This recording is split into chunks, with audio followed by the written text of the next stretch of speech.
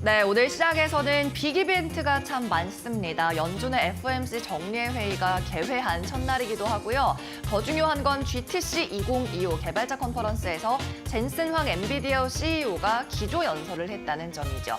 하지만 기술주는 일제히 하락 마감했습니다. 네, 소문난 잔치에 먹을 게 없었다라는 평가도 많이 나오고 있는데 간밤 엔비디아의 젠슨 황 CEO는 어떤 발언들을 우리한테 했었던 건지 저희가 꼼꼼하게 좀 분석을 해드리도록 하겠습니다. 일단 간밤 마무리됐었던 3대 지수부터 체크를 해보도록 할 텐데요. 간밤 시장 상황 확인해 볼까요? 네, 뉴욕 증시 3대 지수 마감 상황부터 함께 확인해 보시죠. 밤사이 뉴욕 증시 일제히 하락 나왔습니다. 일단은 FOMC가 개회한 첫날이었는데 불확실성이 더해지면서 시장에서는 매도세가 촉발된 것으로 파악이 되고요. 특히 나스닥 기술주가 1.7%대 낙폭을 좀 크게 보이면서 17,500대에서 마감했습니다. 또 다우와 S&P 500도 각각 0.6% 그리고 1%대의 낙폭을 보였습니다. 자, 이날 가장 중요했던 이슈는 GTC 2025, 특히 젠슨 황 CEO의 키노트 스피치, 기조 연설이었죠. 오늘을 많이 기다리셨을 텐데요. 엔비디아에서는 블랙엘 울트라 그리고 베라 루빈을 예상했던 대로 발표했습니다. 그리고 휴머노이드 로봇을 구동할 수 있는 AI 모델도 함께 발표했는데요. 이 부분 잠시 후 강민정의 사인 시간에 더 자세하게 말씀을 드리겠습니다. 자, 다만 엔비디아의 주가는 하락이 나왔어요. M7 기술주들 일제히 약세로 마감한 가운데 엔비디아가 3%대 약세 흐름 되돌리지 못하고 장 마치는 모습이었고요. 애플이 그나마 낙폭이 적은 편이었고 테슬라는 다시 한번 5% 넘는 급락 장세를 연출했습니다. 이날 경제 지표도 짚고 넘어가야 되겠죠. 주택 관련한 지표가 나왔는데 주택의 신규 착공 건수 그리고 허가 건수가 나왔습니다. 신규 착공 건수는 전월 대비 11%가량 오르면서 양호한 흐름이 나타났는데요. 주택 허가 건수에서는 둔화 흐름이 약간 나타나는 모습이었습니다. 허가 건수 시장 예상치는 145만 건이었는데요. 실제로는 145만 6천 건으로 소폭 예상치는 상회했습니다만 전월 대비해서는 떨어지는 흐름이었습니다. 즉 향후에 주택 공급이 어느 정도 둔화될 수 있음을 시사하는 지표가 나왔습니다. 그리고 오늘 FOMC 개회 당일 첫날입니다. 페드워치에서는 금리를 동결할 가능성을 99%로 보고 있습니다. 기존 97%에서 99%로 높아졌기 때문에 금리 동결은 사실상 기정사실화된 걸로 보이고요. 이 가운데 주목해야 되는 것은 어제 말씀드렸던 연준 의장, 제롬 파월 의장의 연설 내용 그리고 여기에 더해서 점도표 확인을 하셔야 되겠습니다. 연내 기준 금리를 몇 번이나 인하할지도 체크를 하셔야 되겠는데요. 지난해 12월에 있었던 FOMC 회의에서는 올해 기준금리 인하 4차례에서 2차례로 대폭 줄어들었습니다. 그런데 그 이후에 경기가 둔화되고 있다는 이 같은 데이터가 지속적으로 나왔고 소비가 쪼그라들고 있다는 데이터도 함께 나왔기 때문에 이번에 연준에서 내일 있을 결과 발표에서 비둘기파적인 목소리로 선회를 하면서 3회로 연내 3회 금리 인하로 늘어날지를 주목해 보시면 좋을 것 같습니다. 네, 계속해서 상품 시장에서는 오늘 금 선물 확인해 볼게요. 온스당 3,000달러를 재돌파하는 움직임 나타났습니다. 이스라엘이 가자 지구를 다시 한번 대규모 공습하면서 안전자산에 대한 선호 심리가 올라간 영향인데요. 이번 주 초반에 기록했었던 온스당 3,000달러 재돌파하면서 사상 최고치를 다시 경신했습니다. 기존에 기록했었던 최고치를 소폭 웃도는 흐름이었습니다. 네, 그럼 계속해서는 S&P 500 맵통에서도 섹터 확인해 보겠습니다. 네, 골드 퓨처스는 온스당 3,040달러인 상황 보셨습니다. 네, 계속해서 섹터별 흐름 체크해보죠. 오늘 11개 섹터 가운데서요. 보시다시피 M7 기술주가 일제히 낙폭이 좀 도드라지는 모습이었고요. 그리고 에너지 쪽에서는 섹터 상승이 나오는 흐름이었습니다. 오늘 M7 기술주 테슬라가 5% 이상의 낙폭 다시 한번 보였고 메타 3%대, 알파벳 2%대 하락 나타났습니다. 그리고 아마존도 1.47% 하락했고요. 반도체 단도 좋지는 않았네요. 엔비디아 그리고 브로드 컴 등도 일제히 빨간불로 마무리되는 흐름이었습니다. 네, 계속해서는 빅테크 이슈부터 체크해 보겠습니다. 자, 엔비디아 살펴보죠. 젠슨 황 CEO의 기조 연설에도 불구하고 내일 3%가량의 하락 흐름 나타났습니다. 그리고 키노트 스피치 기조 연설에서 GM과 함께 AI 등 분야에서 전략적으로 협력한다는 내용을 젠슨 황 CEO가 발표했는데요. GM 자동차 제조업체죠. 기존에도 엔비디아의 AI 모델을 사용하고는 있었습니다만 이번 전략적 협력을 통해서 공장의 운영과 설계 그리고 차량의 일부 하드웨어에도 이 엔비디아의 AI 모델을 적용한다는 내용이 발표됐습니다. 네, 계속해서 테슬라입니다. 5% 넘는 하락 5일도 나왔습니다. 일단은 RBC 캐피탈에서 목표 주가를 하향 조정한 내용 알려드릴 텐데요. 기존 440달러에서 320달러까지 낮췄습니다. 계속 이렇게 월가에서 투자 등급의 다운그레이드 그리고 목표 주가의 하향 조정이 나오고 있는 상황이죠. RBC 캐피탈에서 짚고 있는 내용도 같습니다.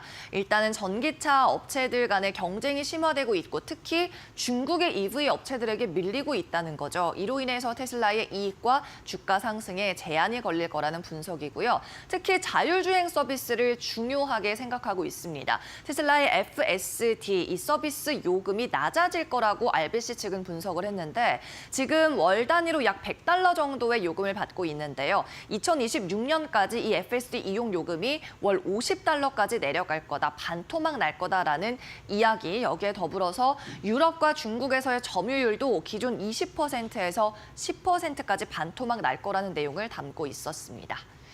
네, 계속해서 알파벳 확인해보죠. 자회사인 구글에서 클라우드 보안 스타트업인 위즈를 인수한다는 내용이 전해졌습니다. 규모는 $320억 달러고요. 이 위즈 인수권 관련해서는 사실 작년에도 이야기가 나왔었는데요. 당시에는 $230억 달러 규모로 인수하겠다는 내용이었는데 위즈 측에서 거절하고 IPO를 추진한다는 내용이 작년에 있었습니다. 그런데 위즈에서 IPO 시장의 규모가 축소되면서 상장에는 실패를 했고 올해 다시 인수에 나서게 된 거고요. 규모상으로 $320억 달러면 구글 역사상 최대 규모의 인수 합병이 됩니다. 네, 계속해서 빅테크 외 이슈도 살펴보죠. 네, 비아디입니다. 테슬라의 EV 업계 강력한 경쟁자죠. 단 5분 충전으로 400km를 갈 수 있는 급속 충전 관련한 신기술을 발표했습니다. 비아디의 이 같은 발표가 오늘 테슬라 주가를 끌어내린 주요한 원인 가운데 하나였는데요. 5분 충전이면 지금 기존의 화석 연료를 이용한 자동차, 그러니까 가솔린으로 주유하는 시간과 거의 별반 다르지 않은 수준입니다. 1000kW 충전이 가능하다고 비아디 측에서는 이야기를 하고 있고요. 여기에 따라 홍콩 증시에서도 비아디 급등 나온 바 있습니다. 미국 증시에도 4% 넘는 상승 나왔네요. 네, 계속해서 팔란티어입니다. 팔란티어는 제프리스에서 좋지 않은 내용의 보고를 리서치를 하면서 4%가량의 하락 나왔는데요. 제프리스에서 언더퍼폼 의견을 다시 한번 확인을 시켜주면서 자신들이 다루고 있는 종목 가운데서 가장 밸류에이션이 비싼 업체라고 이야기했습니다. 그리고 내부자 매도도 이어지고 있다면서 다만 실적 펀더멘털은 튼튼하지만 너무 주가 퍼가 지금 비싼 상황이 문제라고 밝혔습니다. 계속해서 루시드입니다. 8%대 상승 나왔는데요. 모건 스탠리에서 투자 그레이드를 상향 조정했습니다. 기존의 비중 축소해서 이제 시장 수익률 평균에는 도달할 수 있다라는 내용을 밝혔습니다. 모건 스탠리는 루시드에 대해서 AI 쪽에서 탄탄하게 또 강세를 보일 수 있는 주식이라고 이야기를 하고 있습니다. 네, 계속해서 다음 종목도 살펴보시죠. 네, 피바디 에너지입니다. 석탄을 채굴하는 기업이죠. 오늘 트럼프가 자신의 SNS 트루스 소셜에 석탄을 이용한 에너지 생산을 허가하겠다는 내용을 포스팅했습니다. 그러면서 세계 최대 석탄 채굴 업체인 피바디 에너지 6%가량의 상승 나왔습니다.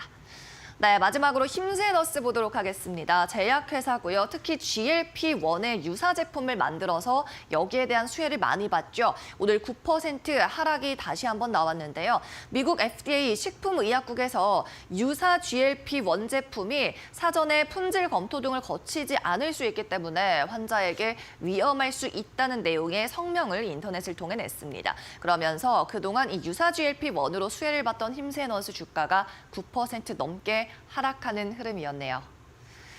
네, 이렇게 미국 증시 마감 상황 함께 살펴봤고요. 이어서는 머스트 노 5 시간으로 이어갑니다.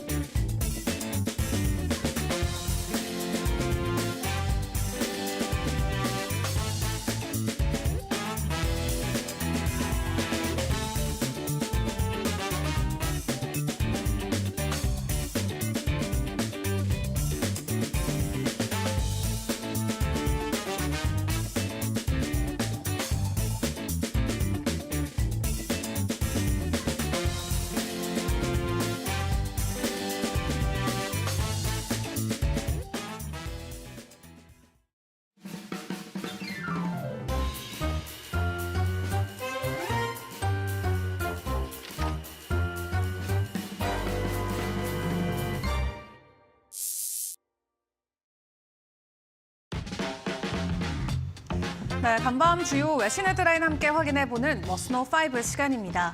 여러 가지 소식들이 새벽에도 전해졌습니다. 일단 긍정적인 지표들과 긍정적인 소식들도 있었지만 그럼에도 불구하고 뉴욕 증시 3대 지수는 간밤에도 추가 하락세를 보였는데요. 특히 M7 종목들이 일제히 하락한 하루를 보냈습니다. 오늘 발표됐던 주요 경제 지표부터 먼저 확인을 해보시죠. 4월 2일부터 시작되는 트럼프 대통령의 상호 관세를 앞두고 지난 2월 미국의 산업 생산 지표가 깜짝 증가한 것으로 확인됐습니다. 2월의 산업 생산이 전월 대비 0.7% 증가한 것으로 확인되는데 전월 증가율과 전문가들의 전망치를 모두 크게 웃돈 수치를 보였고요. 이 미국의 산업 생산은 지난 9월부터 11월까지 3개월 연속으로 감소를 했다가 작년 12월 이후 3개월간 증가세를 유지하고 있습니다. 이는 자동차와 부품 등 제조업이 증가한 결과인데 이 제조업 생산은 산업 생산의 4분의 3을 차지할 만큼 굉장히 중요한 부분이고요. 그 안에서도 특히 자동차, 부품 생산 쪽이 8.5% 증가한 것으로 확인됐습니다. 공장 가동률은 78.2%로 1월보다도 0.5%포인트 상승하면서 전문가들의 전망치를 웃도는 수치를 보였고요. 다만 이번 생산 확대가 트럼프 관세에 대한 사전 대응의 일시적인 현상이다라는 분석도 나오곤 있습니다. 한 수석 이코노미스트는 트럼프 행정부가 부과 또는 유예한 멕시코와 캐나다 대상 25% 관세를 언급하면서 자동차 제조사들이 지난 2월 최대한 생산을 앞당긴 것은 자연스러운 일이었다라고 이야기하면서 오히려 재고 증가로 이어질 가능성도 크다라고 분석을 했는데요. 일단 이렇게 실제 기업들이 생산을 앞당기면서 지난 2월의 수입 물가 또한 예상보다 크게 올라섰습니다. 미국 노동부가 발표한 자료에 따르면 2월 미국의 수입 물가는 전월 대비 0.4% 올라서 보합을 예상했던 전문가들의 전망치를 웃도는 수치를 보였는데요. 지금까지 발표됐던 지표들을 쭉 확인을 해보면 이 소비자들의 소비 심리는 급격하게 위축되고 인플레이션은 올라가고 있지만 관세에 두려워하는 기업들은 먼저 빨리 재고를 만들기 위한 움직임을 보여주고 있는 행보를 체크를 해볼 수가 있겠습니다. 일단 이러한 지표에도 간밤 3대 지수가 일제히 하락 마무리가 됐던 가운데 월가에서는 더욱더 우려하는 시각에 대한 입장들이 많이 나오고 있습니다.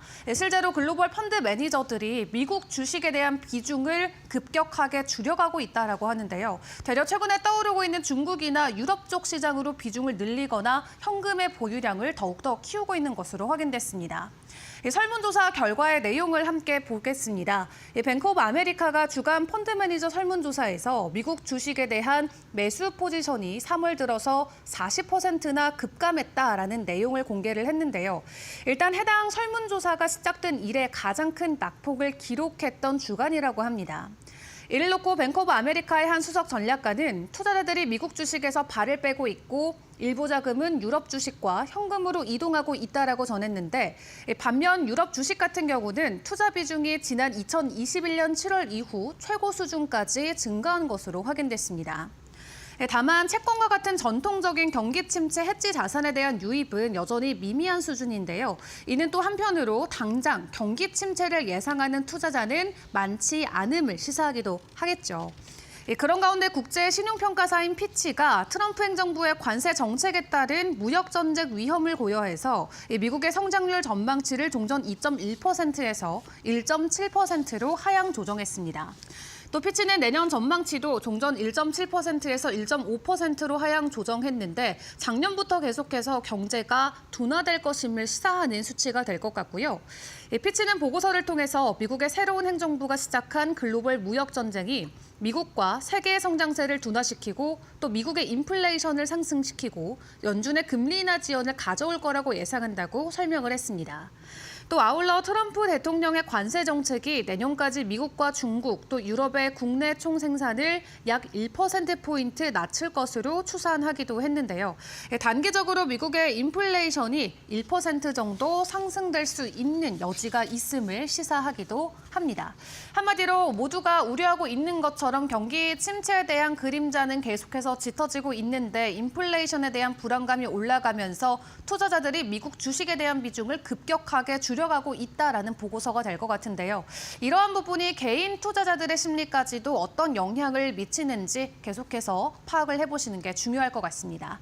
자, 그런 가운데 간밤 가장 많은 화제를 모았던 건 GTC 2025 이 연설 기설에 나선 엔비디아 CEO가 될 것 같은데요. 이 해당 무대에서 어떤 발언들을 내놨을지 주요 내용들 영상으로 먼저 확인해 보겠습니다. All right, so first, our roadmap. We're now in full production of Blackwell. Computer companies all over the world are ramping these incredible machines at scale, and I'm just so pleased and so grateful that all of you worked hard on transitioning into this new architecture. And now, in the second half of this year, we'll easily transition into the upgrade. So we have the Blackwell Ultra, NVLink 72, and so now that we have the same architecture, we'll just kind of gracefully glide into that, and that's called Blackwell Ultra, okay? So that's coming second half of this year. The next click, 1 year out, is named after an astronomer, and her grandkids are here. Her name is Vera Rubin. She discovered dark matter. Okay, yep.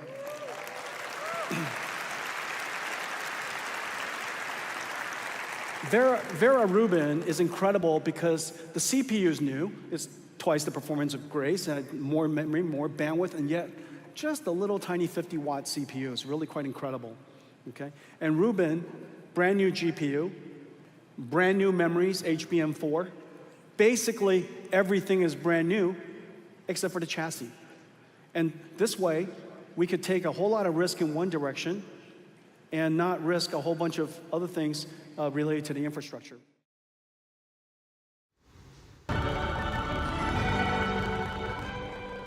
젠슨 황 엔비디아 최고 경영자는 올해 말 출시 예정인 블랙웰 울트라 칩 시리즈와 26년 출시 예정인 차세대 그래픽 처리 장치 베라 루빈을 공개했습니다.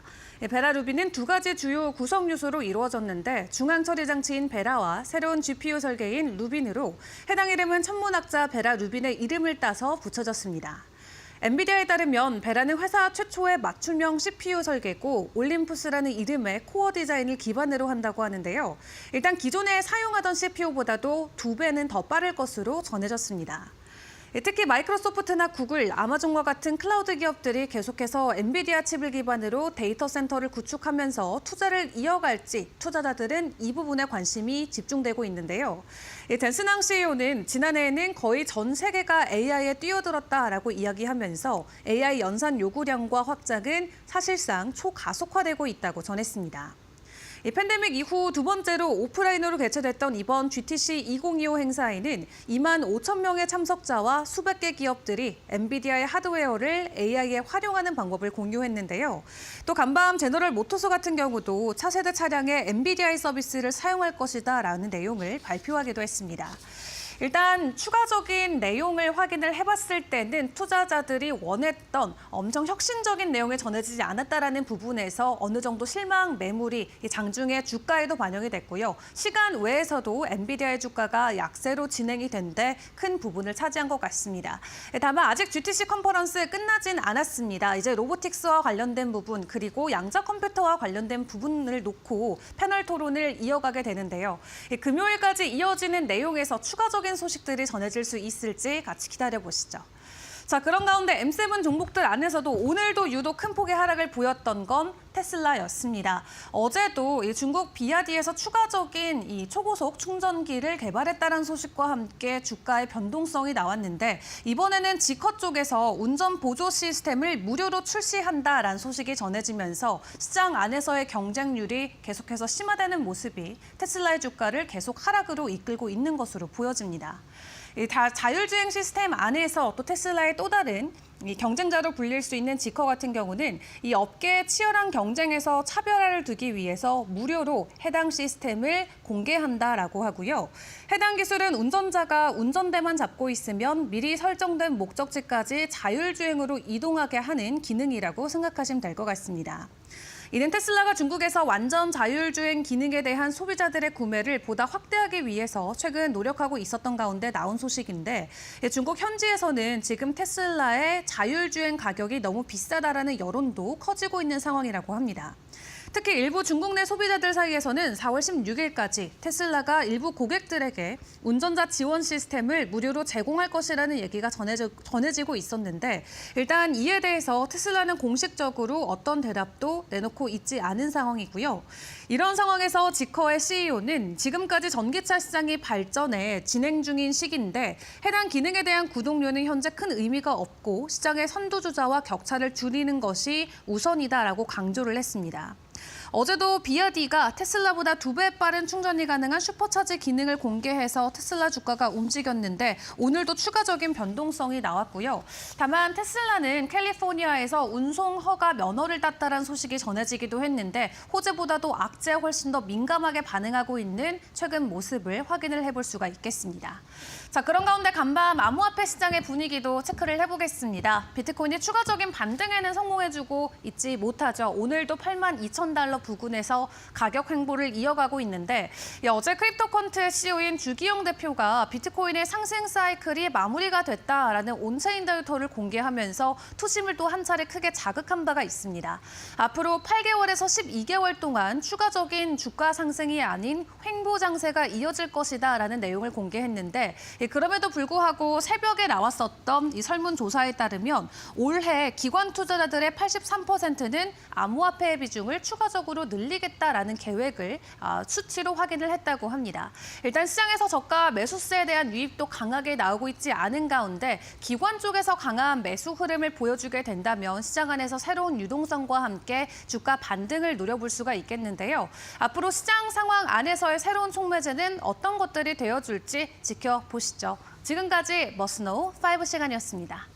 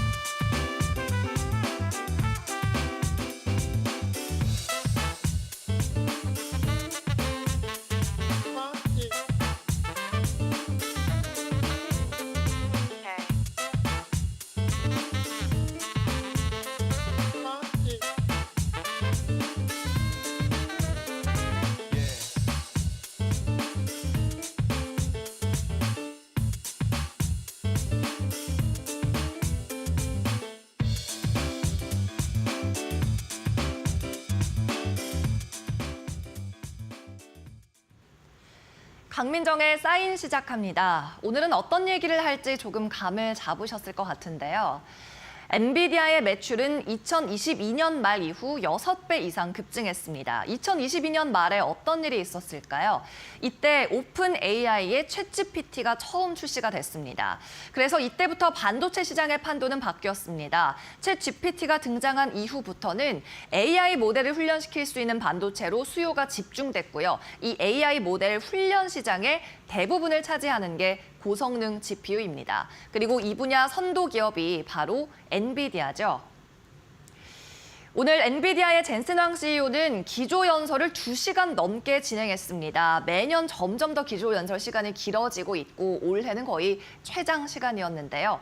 오늘도 매년 그랬듯이 검은 가죽 재킷을 입고 무대로 올라왔습니다. 비록 이날 연설이 하락하고 있던 엔비디아 주가를 다시 끌어올리지는 못했지만요. 주목할 부분은 꽤 있었습니다. 엔비디아는 과거에 2년마다 새로운 칩을 발표를 했었지만 2022년 말 AI 붐이 있었던 이후로 매년 신제품을 공개하는 전략을 추진하고 있죠. 그리고 올해는 예상했던 대로 블랙웰의 업그레이드 버전인 블랙웰 울트라 그리고 완전히 새로운 AI 칩인 베라 루빈을 발표했습니다. All right, so first, our roadmap. We're now in full production of Blackwell. Computer companies all over the world are ramping these incredible machines at scale. And I'm just so pleased and so grateful that all of you worked hard on transitioning into this new architecture. And now, in the second half of this year, we'll easily transition into the upgrade.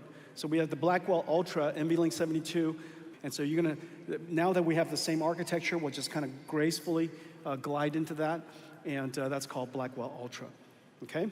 So that's coming second half of this year. The next click, 1 year out, is named after an astronomer, and her grandkids are here. Her name is Vera Rubin. She discovered dark matter. Okay, yep.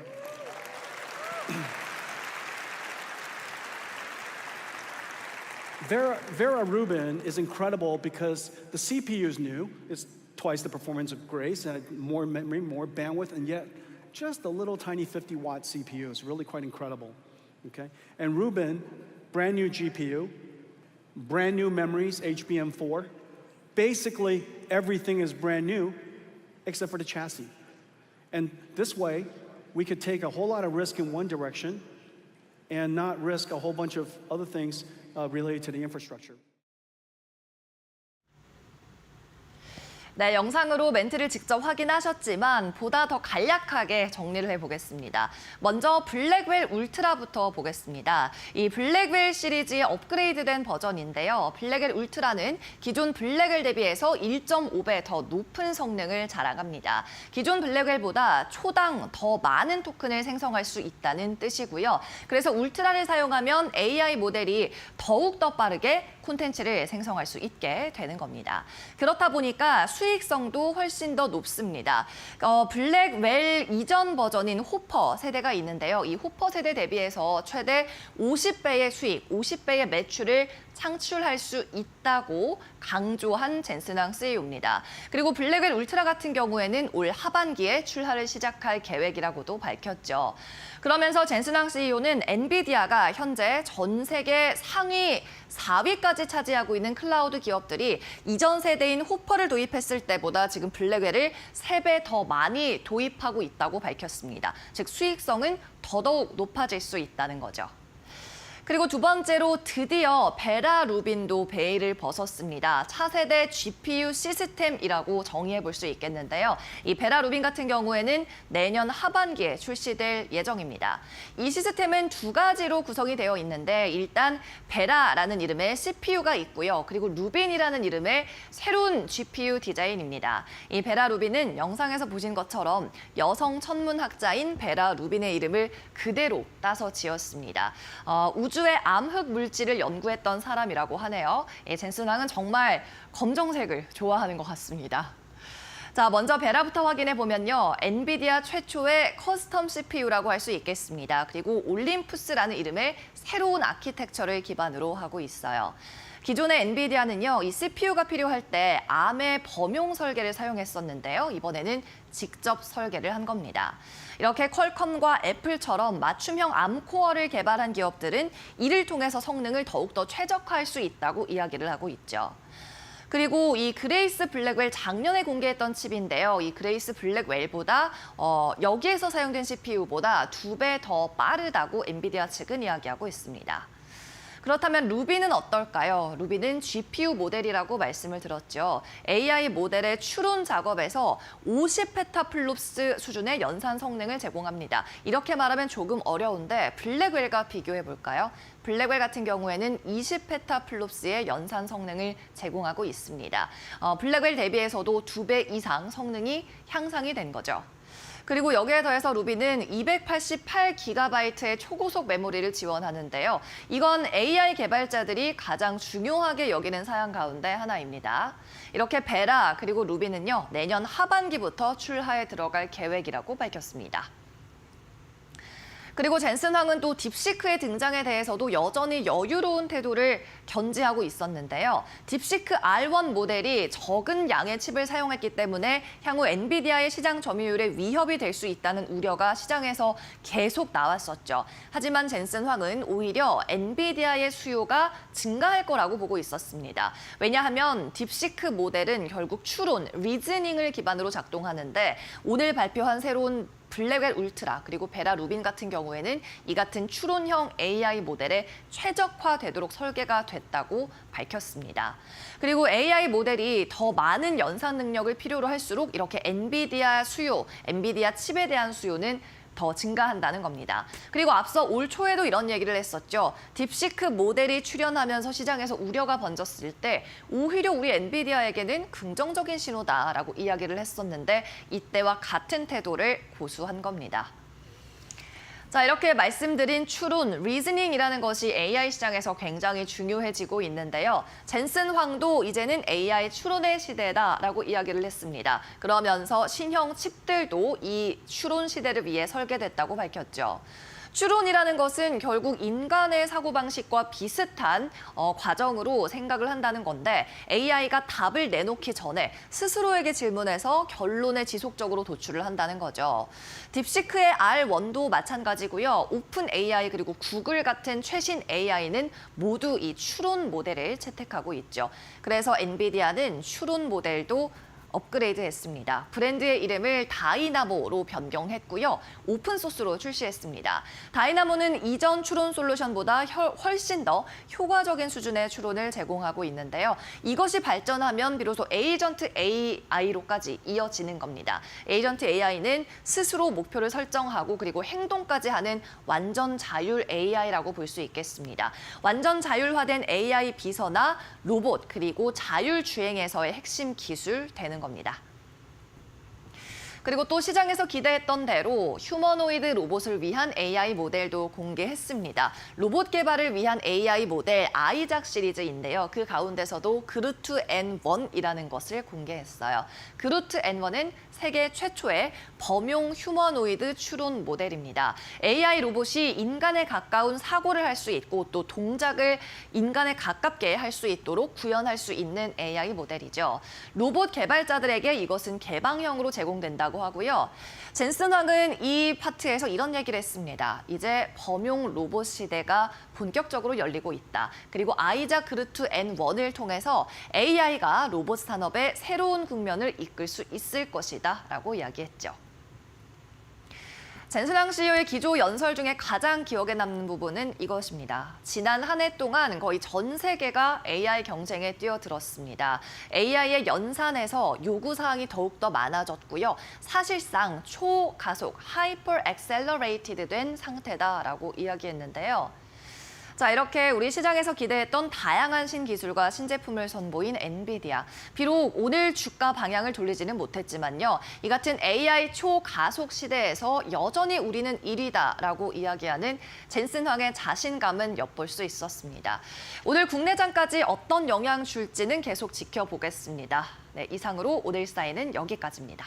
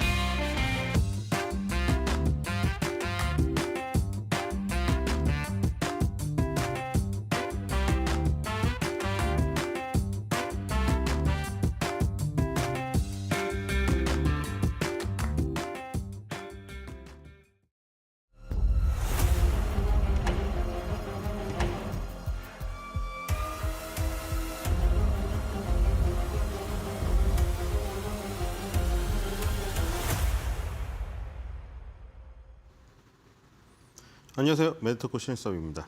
오늘의 주제는 맥그리거 파이터 하우스, 푸틴 트럼프와 1대1 통화, 블랙엘 울트라 출격 예고, 개막 FOMC, 연준 의원들 기다려 전략, 보험원 4년 임기의 금융감독 부의장 자리에 오르다입니다.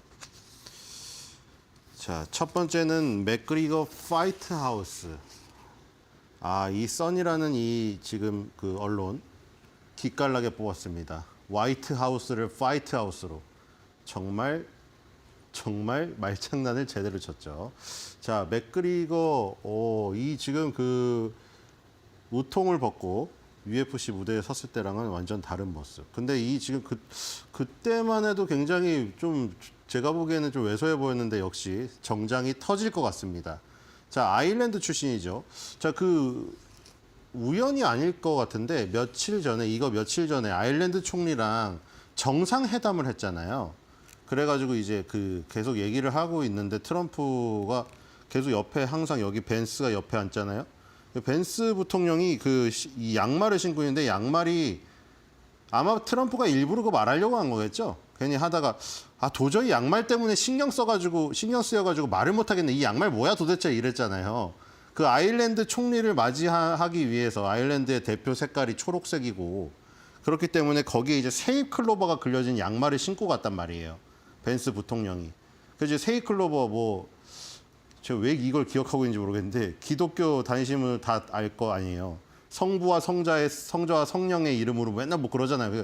그게 세 개잖아요. 성부와 성자의 성령. 그래서 그게 세잎 클로버 그거를 이제 샴록이라고 그게 이제 이 아일랜드의 기독교를 전파하고 나서 이제 그 세잎 클로버가 어떤 지금 외칠 때 항상 기본 적이란 말이에요. 그래서 아일랜드 총리를 맞이하는 자세를 보여주기 위해서 벤스 부통령이 세잎 클로버 그려진 양말을 신고 왔잖아요. 장목 양말을. 그리고 항상 약간 정장이 7부잖아요. 그래서 다 보이죠. 그래가지고 지금 트럼프가 그거 보고 이거 뭐냐고. 그랬고 그다음에 아일랜드 총리랑 저기 할 때 아일랜드 총리 아버지가 옛날에 복서 출신이라고 그 얘기하면서 아일랜드인들은 파이터가 많다 그러면서 이 맥그리거 얘기를 했죠. 자신이 살다가 본 타투 중에 희한하게 자기 막내 아들 베런한테는 타투도 안 돼. 문신은 안 되는데 넌 타투도 안 된다고 해놓고 맥그리거는 아들이 아니어서 그런지 말릴 수가 없는지 그러지만 가슴에 되게 웅장한 타투를 하고 항상 나오잖아요. 그 문신인데 그 문신이 가장 아름답다 이 얘기를 했잖아요. 그리고 예전에 푸틴한테 어깨 동무했다가 경호원한테 제지당한 거 짤 많이 보셨죠. 근데 트럼프는 워낙 친하다 보니까 어깨 동무해도 경호원도 아무도 제지를 안 했습니다. 그렇죠? 경호원도 아무도 제지를 안 했고 트럼프 저기 손 올리고 UFC 무대에 자주 찾아가니까요. 데이나 화이트 백사장하고 친하잖아요 또. 그래가지고 이렇게 했다. 그리고 여기서 딱 이제 경호원이 문을 열어주지 않습니까? 그래서 마치 UFC 무대에 등장하듯이 여기서 뛰쳐나오면서 그렇죠? 이거 클릭해보면 나와요. 클릭해보면 이제 뛰쳐나오면서 나 백악관에 입성했다 이러면서 그렇죠? 파이트 하우스. 뒤로 가보겠습니다. 무슨 말을 했냐 그리고 자, 여기서 이제 중요한 말을 했습니다. 이제 캐롤라인 랩이 또 나왔죠. 이것도 이제 이 영문을 번역한 영어 배우는 이 지금 동영상이 또 나올 텐데 발음이 너무 멋있어요. 근데 진짜로 미국 영어가 저렇게 멋있는지 처음 알았습니다. 그리고 이제 여기서 이제 우리는 미국을 우리의 큰 형으로 생각한다. 이 기자들이 여기 보면 엄청 웃고 있죠. 그러니까 이게 평생 격투기만 해오던 사람이 정치적인 내용이면 약간 과학적인 뭐 그런 걸 어떻게 알겠어요. 그래서 이제 기자들이 짓궂게 막 말도 안 되는 어려운 단어를 섞어가지고 질문하는 거예요. 어떻게 답변해요, 격투가가. 근데 그거 보면서 막 약간 좀 일부러 짓궂게 장난치면서 하는 얘기예요. 근데 그랬더니 그냥 우리는 그냥 빅브라더라고 생각한다 하면서 이 이민 얘기를 했어요. 아일랜드도 이민이 심각하다. 지금 뭐 트럼프 뭐 얘기 많이 나오고 있죠. 그 저기 뭐 200명을 깽단을 잡아가지고 보내버렸는데 뭐 민주당하고 뭐 법원에서는 거기에 일반 사람도 잡혀가면 어떡하냐고 그 신원을 밝히라고 막 하고 있는데 여러분들은 캐롤라인 레빗이 여러분들은 지금 갱단한테 국민들이 당할 걱정을 해야지 거기에 무슨 일반인이 끌려가고 그거를 그거는 여러분들 기자분들이 알아보라고 이러고 얘기하고 있잖아요. 그래서 이제 여기서도 아일랜드도 이민이 되게 심각하답니다. 불법 이민이. 그래서 이제 미국처럼 이제 트럼프처럼 강력히 했으면 좋겠는데 아일랜드는 그렇게 하고 있지 않다라고 이 지금 뒷담화를 쳤어요. 하필이면 아일랜드 총리랑 정상회담 한 지 며칠 안 돼가지고. 그래서 아일랜드 총리가 바로 반박 저기 그 트윗을 날렸죠. 어쨌든 간에 아일랜드의 시골 마을들이 한순간에 장악을 당해가지고 아일랜드의 그 원 주민, 오리지널들은 한순간에 소수민족으로 전락했다고 여기서 주장을 해버렸습니다. 그리고 우리나라의 돈은 아일랜드 국민들과 아무 상관없는 곳에 쓰이고 있다. 그래서 불법 이민 카르텔이 나라를 휩쓰고 있다.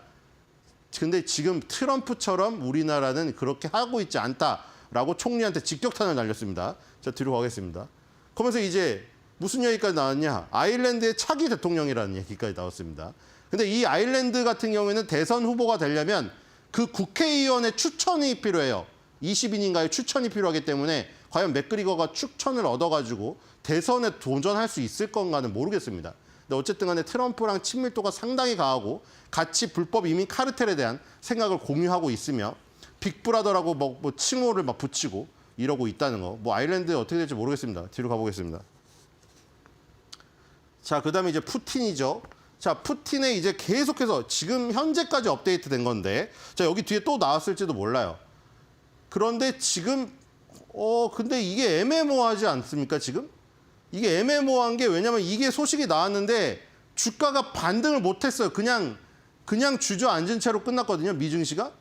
왜냐면 애매합니다. 이 미국이 그 넘겨준 건 그거였잖아요. 당장 지금 모든 걸 중단하자. 근데 푸틴이 군복을 입고 따닥 나타나가지고 지금 다 포위해가지고 항복 아니면 죽음밖에 없다고. 그러니까 푸틴은 지금 쿠르스크 그 지역을 싹 다 탈환할 수 있는데 여기서 왜 휴전을 하냐 이런 입장이었잖아요.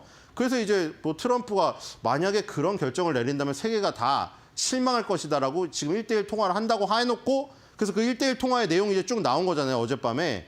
근데 이제 계속 업데이트가 됐는데 푸틴이 30일 동안 휴전한다고 하진 않았어요. 근데 30일 동안 이 얘기는 들어갔는데 휴전이란 얘기는 안 하고 에너지 시설에 대한 타격을 주지 않겠다. 그 아이디어는 지지한다고 했어요. 그러니까 이건 뭐냐면은 원자력 그 에너지 거기만 공격을 안 하지 다른 건 하겠다는 얘기 아니에요, 지금 이게. 그러니까 이게 지금 애매모호합니다. 그래서 이제 크렘린궁에서도 푸틴 에너지 시설에 대한 파업 중단 명령, 백악관도 에너지 인프라 휴전으로 시작되는 평화, 그다음에 완전한 휴전과 영구적인 평화를 협상할 것이다. 그러니까 여기서 멈췄어요. 그러니까 에너지 인프라만 휴전이지 이게 무슨 휴전이라고 백악관은 이름을 붙였는데 이게 휴전이 될 수가 없는 상황이죠.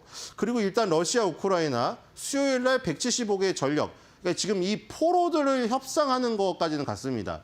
굉장히 심각한 부상을 당한 이 지금 저기가 병사들이 많다고 하는데 그거는 교환을 하기로 했습니다. 여기서 그 북한군 2명이죠. 그분들은 어떻게 될지 모르겠어요. 너무 불쌍하더라고요. 20년 동안 부모도 한 번 못 봤대죠. 뭐 한국으로 오고 싶다는데 어떻게 될지 모르겠으나 어쨌든 175명 포로 교환 협상, 그다음에 30일 동안 에너지 인프라 휴전, 이건 됐는데 최초의 미국이 전면 휴전을 바로 해야 된다. 이거는 지금 푸틴이 합의를 안 한 것으로 지금 알려지고 있습니다. 자, 불씨가 지금 남아있죠. 뒤로 가겠습니다. 자, 그리고 젠스당은 이제 많이 나왔겠습니다만 왜냐하면 2시부터 했기 때문에. 자, 그래서 이제 그 벨라루빈이라고 불리는 건 이제 내년도에 나오고요. 그 이제 벨라루빈이 천문학자 이름이잖아요. 근데 어쨌든 지금 그 CPU에서 그러니까 인텔의 CPU, 그걸 넘어서 일단 인텔이 박살났잖아요. 인텔이 지금 CEO까지 교체되는 완전히 굴욕을 맛보고, 그렇죠? 그리고 이제서야 재기를 하려고 하고 있는데 이 지금 요 엔비디아는 홀을 날고 있잖아요. 주가가 요즘 좀 주춤거려서 그렇지. 근데 인텔의 CPU, 그러니까 그동안 완전히 이 시장을 장악하고 있지 않습니까? 물론 모바일로 넘어오면서 애플이 AP를 만들고 어플리케이션 프로세서를 자체적으로 만드는 회사들이 많아지다 보니까 인텔이 조금 약화됐지만 인텔의 이 CPU와 마이크로소프트라는 소프트웨어는 완벽하게 PC 시장을 주도했던 적이었는데 이제 CPU를 자체 설계 시작하는 그게 벨라루빈, 그렇죠? 자체 설계한 CPU에 자체 설계한 GPU까지 완벽한 다 자체 설계로 나가는 게 내년도부터고, 그다음에 이제 올해 하반기에 이제 블랙엘, 그동안 발열 문제 때문에 뭐 말이 많지 않습니까? 이게 발열이 많아서 그래서 우리나라에 뭐 삼성 공조 같은 게 올랐던 이유가 그거잖아요.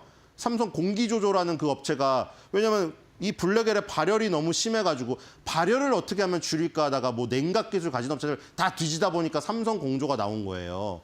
그런데 이제 블랙엘의 발열을 조금 더 잡고 좀 더 성능이 올라간 블랙엘 울트라 MVL7E가 이제 하반기에 나와서 그 어떤 단점을 커버를 친다. 물론 여기도 이제 여기 들어가는 저기도 HBM도 SK 하이닉스가 이제 전담하게 됐다는 소식이죠. 어쨌든 간에 지금 차세대 칩들 이렇게 소개를 했지만 주가의 하락을 막지는 못하고 결국 엔비디아는 지금 3% 이상 하락하면서 끝난 것으로 지금 보여집니다. 뒤로 가겠습니다.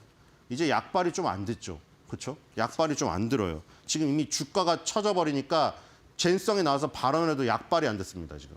자, 그다음에 이제 FOMC가 이틀 열리고 이틀째 이제 그 회의록이 공개가 되고 그다음에 회의록은 공개되고 기자회견이 있죠. 자, 화요일에 시작된 연방공개 시장 위원회 FOMC, 수요일 날 정책 성명으로 마무리되는 이틀간의 이 지금 일정으로 들어갔는데, 자, 이 기다림 전략입니다. 지금 위원회는 계속해서 기다림 전략이다. 지금 왜냐하면 지금 그동안 계속 얘기했죠. 트럼프를 뭐 직접 비판하진 못하지만, 그죠? 직접 비판하면 엘살바도르 갈 수도 있어요, 지금. 그래가지고 지금 직접 비판은 못하지만 그런 정책에 대한 얘기는 했잖아요. 이런 정책이 불확실하고 어떻게 될지 모르기 때문에 우리는 섣불리 금리 인하도 뭐 금리 인상도 결정할 수 없다. 그렇게 얘기했기 때문에 이제 기다림 전략이라고 불립니다. 그래서 이제 지금 뭐 이번에는 뭐 특별한 건 안 일어나고 금리 동결로 끝날 것 같은데, 그래서 수요일 회의 이후에 제롬 파월이 뭐라고 말하는지 결국 그게 포커스가 될 거다. 무슨 뭐 정책이 뭐 금리 인상이든 금리 인하든 결정이 되고 거기 마이너리티 리포트로 반대표가 나오고 이러면 그 연준 의원들이 한마디 한마디에 집중을 할 텐데 지금은 다 기다려 전략이라서 사실 별게 나올 게 없다는 거죠. 그래서 이제 의장의 발언이 중요하다. 뒤로 가보겠습니다.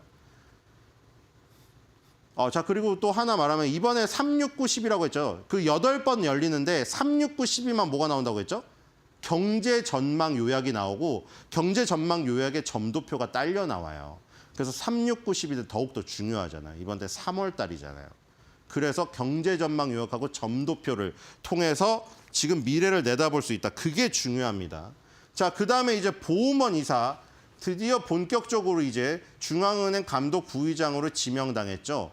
자, 이걸 두고 뭐 댓글에도 많더라고요. 아니, 그 매파 아니었나? 이거 당연히 알고 있죠. 계속 보여드렸잖아요. 매파 중에서도 제일 매파잖아요. 그 클리블랜드 해맥 총재랑 그 여성 두 분이 완전 매파란 말이에요. 근데 트럼프는 지금 금리 인하를 당장 하라고 하고 파월이 금리 인하를 자기 임기 때 안 했다는 것 때문에 미운털을 자기가 임명해놓고 자기가 미운털을 박았잖아요. 근데 왜 강성 매파를 금융감독 부의장에 앉혔느냐. 우리가 이사회가 7인인 거는 계속 이제 말씀드려서 알죠. 이사회 7명이 이 고정 멤버가 있잖아요. 근데 이사회 임기는 14년입니다. 근데 그 이사회 임기는 14년인데 그중에 이제 직책이 있는 거죠. 파월 의장도 이사잖아요. 7인의 이사인데 파월은 의장을 맡은 거고, 만약에 파월이 의장에서 나가더라도 이사를 계속하려면 이사 임기 동안 계속 할 수가 있어요. 파월이 나가는 게 아니에요. 이사에서 나가야지 나가는 거죠, 완전히. 그러니까 파월은 의장을 맡은 거고, 그다음에 제퍼슨 부의장이 있고, 그다음에 이 지금 보험원 금융감독 부의장이 2개가 있잖아요. 제퍼슨 부의장은 말 그대로 그때 얘기 드렸다시피 우리 학급 회의를 할 때 회장이 있다고 하면 회장을 보필하는 부의장, 그런 회의할 때 하는 부의장 격이고, 이건 금융감독 부의장이잖아요. 연방준비은행이라던가 이런 은행들을 감독하는 부의장입니다. 그래서 만약에 여기까지 맵하면, 만약에 여기 스탠스까지 맵하면 트럼프가 임명할 리가 없죠. 그렇죠? 이 매파라는 게 금리 인상을 추구해서 물가 안정을 하는 원하는 쪽이 매파고, 거기다가 이제 은행한테 막 스트레스 테스트를 해가지고 스트레스 테스트 진입 장벽을 아주 높인 다음에 거기를 통과 못하는 은행을 다 잘라버려. 그러면 어떻게 되겠어요? 시중에 돈줄이 다 막혀버리는데 트럼프가 그걸 원할 리가 없잖아요. 그러니까 왜 여기 부의장을 임명했겠어요? 이분이 금리 인상을 통해서 물가 안정을 추구하는 매파는 맞는데, 이 은행에 대해서는 스탠스가 다르다는 거죠. 은행에 대해서는 비둘기파예요. 스트레스 테스트를 너무 스트레스를 강력하게 진입장벽을 높이지 말고 은행의 원활한 돈줄을 푸는 쪽으로, 은행 규제를 완화하는 쪽을 외치시는 분이 이분이에요. 그리고 공화당에서 임명했던 사람이고, 그래서 감독 부의장으로 지명한 겁니다. 그래서 이렇게 전임자보다 마이클 바 금융감독 부의장이 사퇴했잖아요. 그러니까 말씀드렸다시피 금융감독 부의장은 사퇴했지만 마이클 바는 그대로 7인의 이사회 멤버입니다. 아직도 많이 남았어요, 임기가. 자, 전임자보다 업계 친환적인 감독관이 될 것으로 예상한다고 하죠. 트럼프 행정부가 은행 규제의 새로운 시대를 열 것이라고 예측한다. 이렇게 했고, 지금 트루스 소셜에다가 이렇게 올렸습니다. 우리나라 역사상 전례 없는 경제적 수준을 달성할 수 있도록 도울 것이라고 평가를 했고요. 중앙은행 임기는 2034년에 끝이 나고, 감독부의장으로 임명이 돼서 감독부의장은 지금 4년 임기입니다. 상원의 인준을 받으면 4년 동안 해요. 근데 뭐 4년이 지나고 나서 만약에 감독부의장으로 재지명이 안 되더라도 보우먼은 2034년까지 이 이사회 임기가 남아 있습니다. 아직도 어마어마하게 남아 있죠. 그래서 향후에 뭐 트럼프의 정권이 계속 연장이 된다면 파월 의장의 뒷자리를 차지할 수도 있다. 뭐 이런 얘기까지 나오고 있습니다. 자, 그래서 이렇게 마무리가 됐는데, 자, 지금 연준 의원들은 기다려 전략이라고 말을 하고 있죠. 그래서 뭐 트럼프의 지금 어떤 관세 정책이나 이런 것 때문에 섣불리 결정하기가 상당히 어려운 측면이 있어요. 그리고 지금 트럼프와 러시아, 푸틴, 이 중간에도 그래요. 지금 한쪽이 던졌지만 한쪽이 바로 받을 수가 없는 입장이에요. 둘 다 비슷한 처지 아닙니까? 그래서 오늘 한 줄 평은 연준은 금리 인하 잠깐 기다려. 트럼프는 러시아 잠깐 기다려.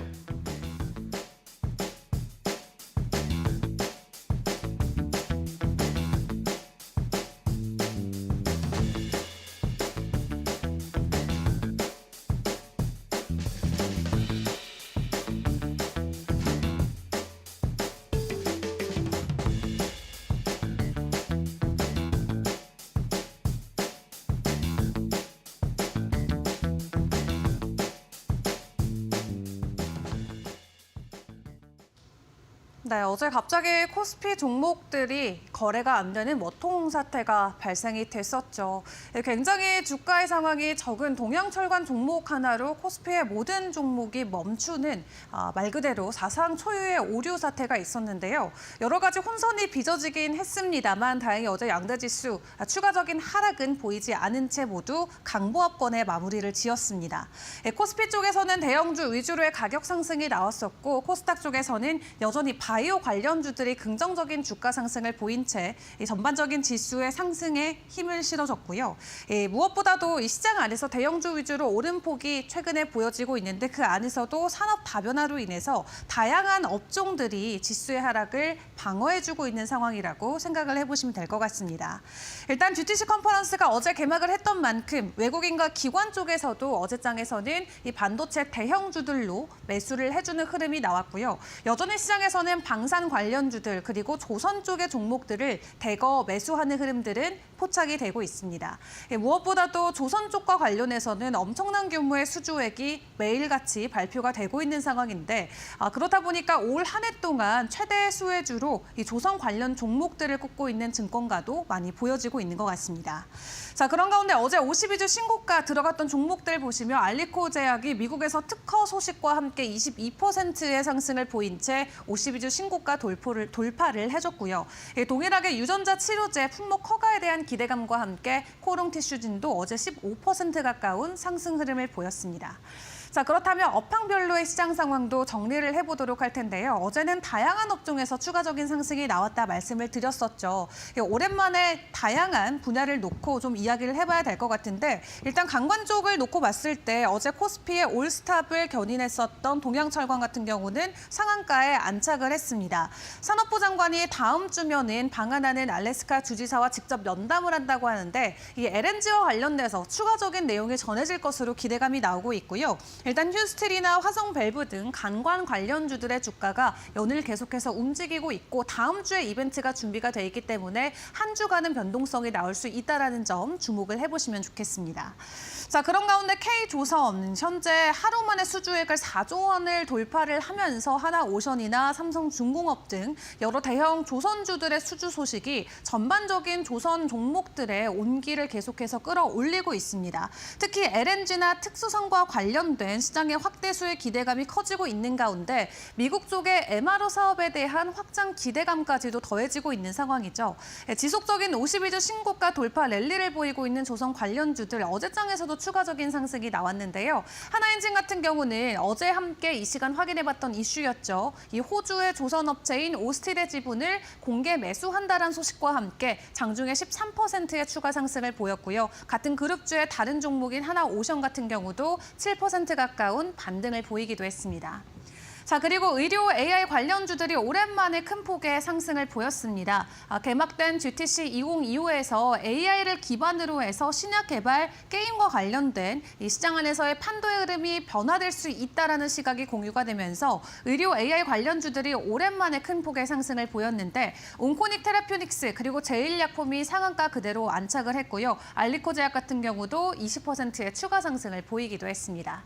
자, GTC 컨퍼런스와 관련된 기대감 어제 장중에 반도체 쪽보다는 AI와 관련된 종목들에게 더 좋은 이 하나의 촉매제가 되어졌는데 간밤 젠슨항 CEO의 기조 연설이 있었습니다. 어떤 내용들이 전해졌을지 한 판으로 정리를 해보도록 하겠습니다. 일단 GTC에서 AI와 관련된 부분이 강조가 되긴 했지만 그 외에도 우리가 놀랄 부분은 더 많이 남아있다라고 젠슨항 CEO가 코멘트를 남겼는데요. 일단 간밤의 연설 내용을 크게 3가지 섹터로 분류해서 체크를 해볼 수가 있겠습니다. 반도체, 그리고 AI와 로보틱스, 그다음에 자율주행으로 나눠볼 수가 있겠는데요. 일단 반도체와 관련해서는 앞에 사인 시간에서도 함께 확인을 해봤지만 올 하반기 블랙웰 울트라가 출시가 된다고 합니다. 기존 호퍼칩보다도 최대 50배 넘는 매출이 기대되고 있는 만큼 시장 안에서는 이 매출단에서는 긍정적인 촉매제로 분류를 해볼 수가 있겠고요. 그리고 내년에 베라 루빈이 출시가 되는데 이건 CPU와 GPU를 합친 모델이라고 생각하시면 되겠습니다. 엔비디아가 처음으로 직접 설계한 첫 CPU가 탑재가 되는 만큼 시장에서는 기대감을 갖고 지켜보는 것 같고요. 지금까지도 그래왔지만 앞으로도 매년 새로운 제품을 출시하는 전략을 유지하겠다라는 코멘트를 반도체 관련해서 남기기도 했습니다. 자, 그리고 로보틱스와 AI 쪽으로 넘어와서 주요 코멘트 확인을 해보도록 할 텐데요. 지난 10년 동안 우리가 생성형 AI에 집중을 해왔다면 이제는 피지컬 AI 시대가 도래했다라고 이야기를 합니다. 피지컬 AI, 즉 형태가 있는 AI를 의미를 하는 거겠죠. 한마디로 사진에 있는 이 로봇처럼 로보틱스 쪽을 생각을 해볼 수가 있겠는데요. 지금 사진에 보여지고 있는 로봇의 이름은 아이작 GR00TN1입니다. 엔비디아의 휴머노이드 로봇으로 확인을 해보시면 될 것 같고 세계 최초로 개방형 모델로 만들어지고 있고 실제 인간처럼 사고하고 기술을 수행할 수 있는 기능을 탑재하고 있다고 합니다. 새로운 휴머노이드 로봇 공개와 함께 오늘 국내에서도 로봇 관련주들, 특히 휴머노이드 로봇 관련주들의 주가 변동성이 나올 수 있을지도 같이 주목을 해보시고요. 자, 그리고 자율주행 관련해서도 오늘 추가적인 변동성이 있을지 지켜보셔야겠습니다. 어제 이 GTC 컨퍼런스 패널 토론에서 자율주행과 관련된 내용들이 여러 차례 다뤄진 바가 있었는데 일단 젠슨 CEO가 직접적으로 자율주행차 시대가 도래했다라는 코멘트를 남겼습니다. 그리고 GM과 함께 이 자율주행차 파트너십 체결을 했다는 소식도 들고 왔는데 앞으로 이 블랙웰을 기반으로 하는 자동차가 나올 것으로 보여지고 있고요. 이 앞으로 차세대 차량 공장 자동화 협력도 발표를 한 만큼 로봇을 넘어서 이제는 AI를 탑재한 자동차가 나오게 된다면 엔비디아의 추가적인 이 상승 모멘텀 그리고 파이프라인을 확장시킬 수 있는 하나의 긍정 요소가 될 것으로 보여집니다. 일단 오늘 젠슨 CEO가 직접적으로 내놓았던 여러 가지 코멘트들이 있지만 미국 증시에서는 크게 화답하지는 않았었는데요. 주가가 장중에서도 하락세를 보였고 시간 외에서도 떨어지는 모습이 나왔습니다. 다만 오늘 국내에서 반도체나 로보틱스 그리고 자율주행 관련해서 밸류체인 단의 움직임이 나올 수 있을지 일단은 기대하는 마음으로 같이 기다려보시면 좋을 것 같고 이 젠슨항 연설의 총평을 놓고 월가에서 여러 가지 이야기들을 나누고 있지만 엔비디아 주가 하락과 함께 일단 우리가 좀 예측을 해볼 수 있는 건 나름 무역 협상 쪽에서는 순조롭게 진행되고 있는 것처럼 보여진다라는 코멘트도 나왔고요. 톰리 같은 경우는 이 엔비디아 주가가 추가적인 하락이 나왔음에도 불구하고 여전히 안정적인 흐름을 유지하고 있다라고 코멘트를 내놨습니다. 어제 SK하이닉스도 추가적인 가격 상승이 아니라 엔비디아와 마찬가지로 주가 하락을 보였는데 오늘 엔비디아 관련주들의 흐름은 어느 쪽에 초점을 맞춰줄지 같이 기다려보시죠. 자, 그리고 간밤 있었던 주요 글로벌 소식들도 점검을 해보도록 할 텐데요. 일단 트럼프 대통령과 푸틴 대통령이 90분 동안 전화 통화를 했습니다. 종전과 관련된 내용 업데이트된 거 같이 체크를 해보도록 할 텐데 일단 최종적으로 종전에 대해서 합의한 건 아닙니다. 다만 30일 동안 부분적으로 휴전을 하기로 했다라고 하고요. 전면 휴전 대신에 에너지나 인프라 시설을 공격하지 않는 휴전을 추진한 것으로 보여지고 있습니다. 그리고 러시아는 미국 측에 우크라이나에게 주는 무기를 중단해라라는 요구를 내걸기도 했다라고 하고 해당 소식과 함께 국제유가는 간밤 1%대 추가 하락을 보이기도 했는데요. 이 종전과 관련해서 어떤 종목들이 움직여줄 수 있을지 그리고 유가 하락과 함께 유가 하락 수혜주들도 오늘 변동성 나올 수 있을지 같이 지켜보시죠. 자, 그리고 유럽 쪽에서 오는 19일이면은 바이 유러피안을 발표한다고 합니다. 지금 미국 측의 대응의 일부로 방산비를 계속해서 증액시키는 움직임을 보이고 있죠. 때문에 최근에 국내 방산주들이 되려 수혜를 받는 모습이 나오기도 했는데요. 19일에 본격적으로 미국의 의존도를 탈피하기 위한 노력의 일환으로 바이 유러피안을 공개한다고 합니다. 한마디로 오는 2030년까지 미국을 의존하지 않고 유럽이 홀로 설 수 있는 방안들을 마련하겠다라는 거고요. 무엇보다도 그 안에서는 방산을 기반으로 해서 추가적인 강화 예고를 나서고 있습니다. 지금 유럽 산의 부품을 65% 이상 늘리고 미국이 계속해서 강조하는 것처럼 유럽도 유럽 내 생산 시설을 필수적으로 가지고 있는 기업들과 협력을 이어가겠다는 코멘트를 내놓고 있는데 이러한 소식들이 오늘 국내에는 어떻게 작용될지도 같이 지켜보시면 좋겠고요. 그런 가운데 전반적으로 올해 세계 경제 성장 전망률이 계속해서 내려가고 있는 모습도 점검을 해보시는 게 좋겠습니다. 큰 매크로적인 관점에서는 경기 침체라던가 인플레이션에 대한 우려가 세계 경제 성장과 관련해서도 하향 조정되는 수치로 연결이 되고 있는 상황인데 시장 안에서 여러 가지 재료들이 있긴 합니다만 전반적인 투심을 흔들 수 있는 세계 경제 불안정성과 관련된 이슈는 어떻게 작용이 될지 같이 지켜보시고요. 일단 FOMC가 본격적으로 시작이 됐는데 내일 이 시간이면은 이 금리 인하든 금리 동결이든 이 연준의 입장을 직접 들어볼 수 있게 될 것 같습니다. 하루 앞두고 있는 만큼 오늘 국내 증시에서는 관망 심리가 좀 심하게 나올지 혹은 여러 가지 재료들에 집중한 채 일부 섹터 단으로 수급 쏠림이 이어질지 궁금한데요. 어떤 분위기로 오늘 개장 상황 이어질지 일단 저희 이데일리 TV와 함께 보시기를 바라겠습니다.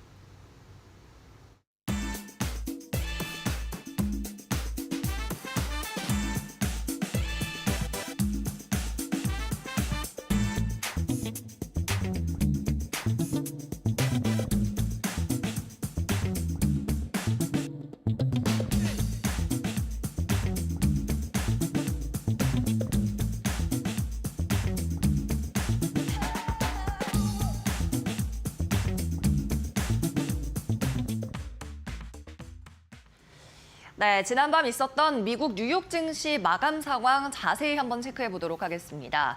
오늘 빅 이벤트가 많았습니다. GTC 2025뿐 아니라 연준의 정례회의 FOMC 회의가 오늘 개회 첫날이었는데요. 시장에서는 오히려 불확실성이 부각되면서 3대 지수 일제히 하락했고요.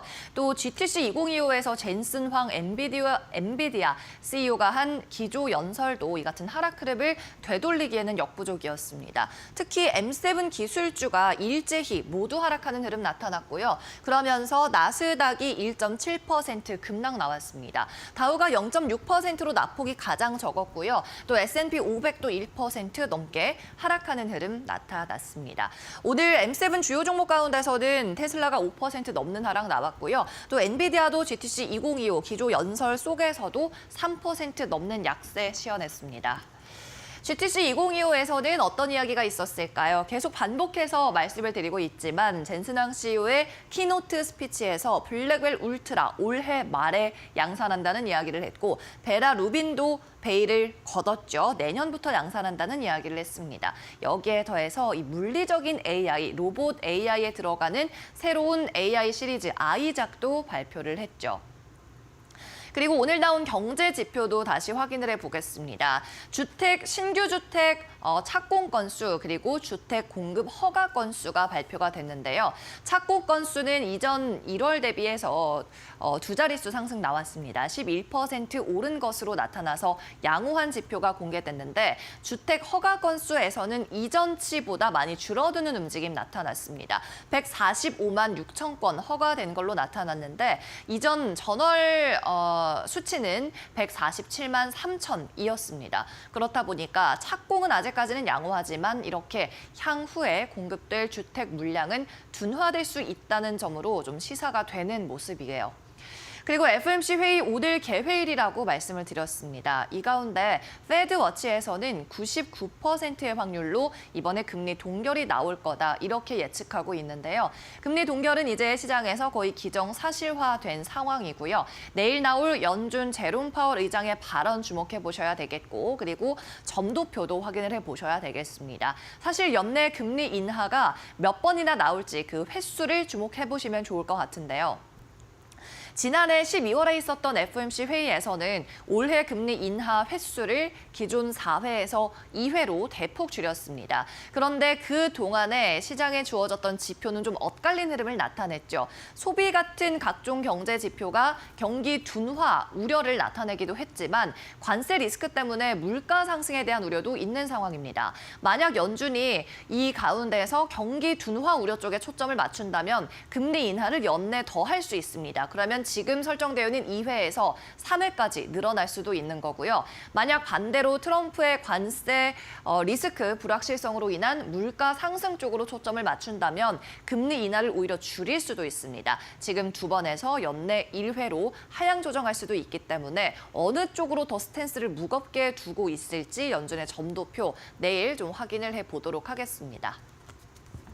자, 상품 시장에서는 금선물 가격이 다시 한번 사상 최고치를 기록했습니다. 주 초반에 3,000달러를 온스당 넘긴 데 더해서 오늘 소폭의 경신이 또 나온 건데요. 온스당 오늘 장중 3,046달러까지 오르는 모습 보였습니다. 아무래도 중동에서 지정학적 긴장감이 높아진 데 따라서 안전자산 선호 심리가 부각이 된 건데 이스라엘이 다시 한번 가자 지구를 대규모 공습했다는 소식이 전해지면서 금 가격 사상 최고치를 기록하며 3,000달러 재돌파했네요. 네, 계속해서는 이제 S&P 500 맵통에서 섹터별 흐름 확인해 보겠습니다. 자, 오늘 M7 기술주가 일제히 무너졌다고 말씀을 드렸습니다. 그렇다 보니까 이 M7 기술주가 포함된 이미 소비재 그리고 커뮤니케이션인 통신 섹터 그리고 기술주, 반도체까지 일제히 내리는 모습이었고요. 오늘 상승한 섹터는 찾아보기가 힘들었지만 그래도 0.2에서 0.3%가량의 초록불을 켜준 섹터가 바로 에너지였습니다. 한 종목씩 살펴보면 테슬라 5% 넘는 하락이 나왔고요. 알파벳과 메타도 각각 2% 그리고 3% 하락했습니다. 반도체 단에서도 좋지 않았는데요. 엔비디아가 3% 장 막판까지 낙폭을 되돌리지 못하면서 마감하는 흐름이었고 브로드컴도 3% 하락했습니다. 마이크로소프트도 1.3%의 약세장 보였습니다. 네, 이어서는 종목별로 더 구체적으로 들어가 보죠. 빅테크 M7 먼저 살펴보도록 하겠습니다.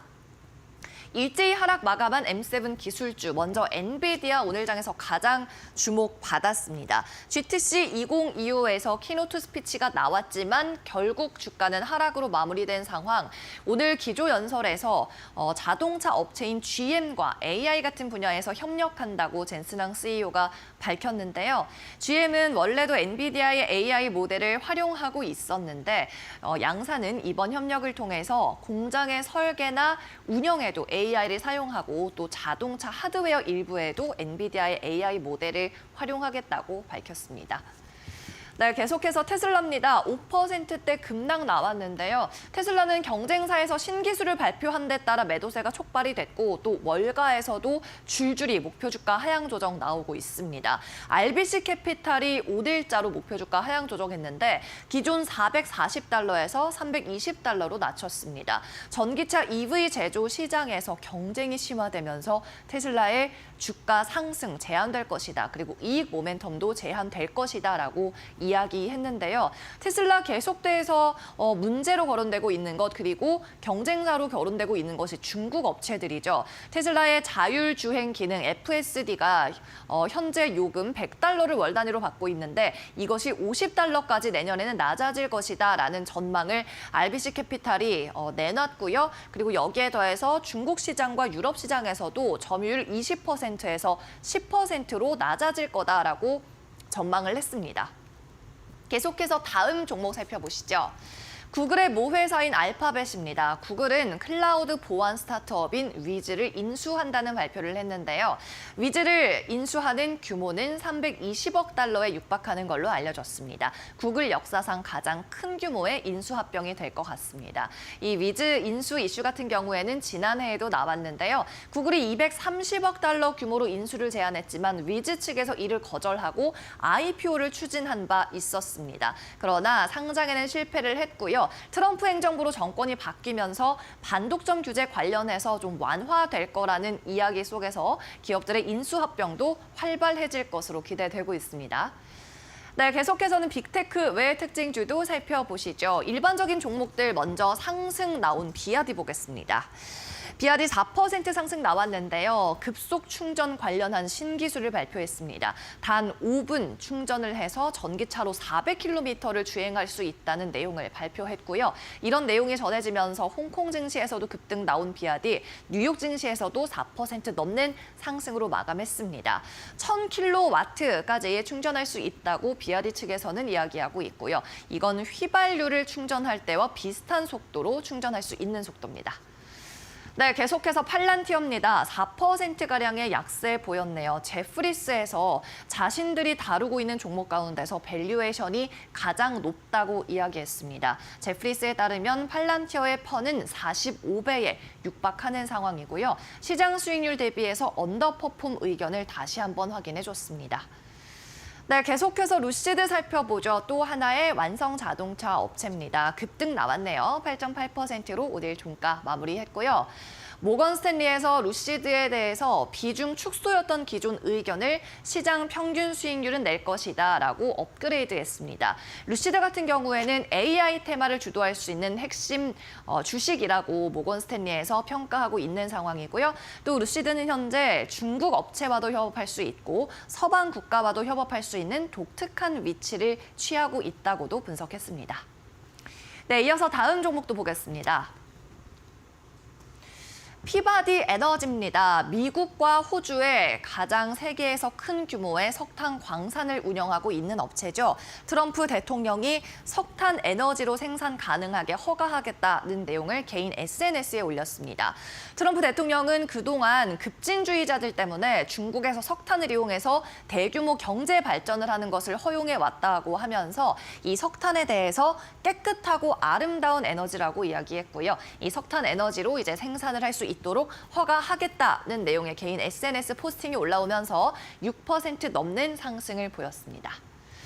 네, 마지막으로 힘센옷을 보겠습니다. GLP-1, 이 비만 치료제 약물 관련해서 유사 펩타이드를 생산하고 있는 업체죠. 오늘 9%가량의 하락이 나왔는데요. 미국 FDA에서 유사 GLP-1 약물들 환자에게 위험할 수 있다는 내용의 인터넷 성명을 냈습니다. 그러면서 이 유사 GLP-1 계열 약물을 생산해서 수혜를 받던 힘센옷가 10% 가까운 하락이 나왔습니다.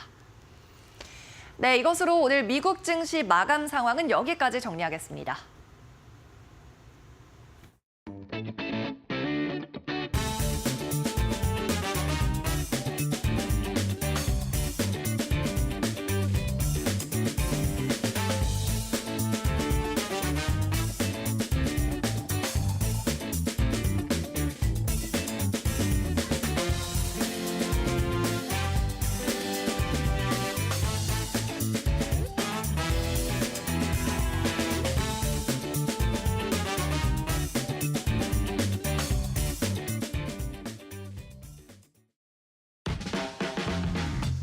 네, 여러분 편하게 잘 쉬셨습니까? 3월 19일 수요일입니다.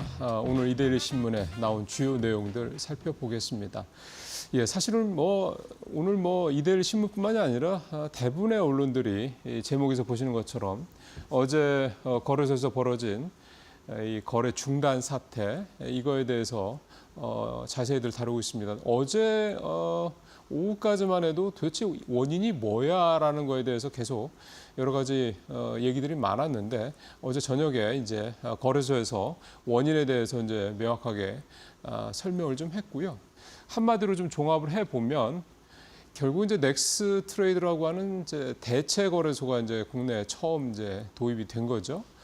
그러고 난 다음에 이게 안착이 돼 가는 과정이 당연히 필요할 겁니다. 또 이게 좀 엄청나게 사실 방대한 그런 전산 시스템과 관련된 이런 부분들이 있는데 이것들이 이제 새로운 시스템, 그러니까 지난 한 5, 60년 동안 독점적으로 운영되던 한국 거래소의 이 시스템이 이제 어떤 대체 거래소가 생김으로써 이제 복수 체제로 가고 있는 상황 아니겠습니까? 그러다 보니까 어떻게 보면 이제 그게 가는 과정에서 생기는 어쩔 수 없었던 또는 어쩔 수 없다기보다는 이게 인재라고 할 수도 있겠지만은 결국은 지나가야 될 일종의 하나의 과정이다 이렇게 좀 봐야 되는 게 좀 더 정확한 판단이 아닐까 싶습니다.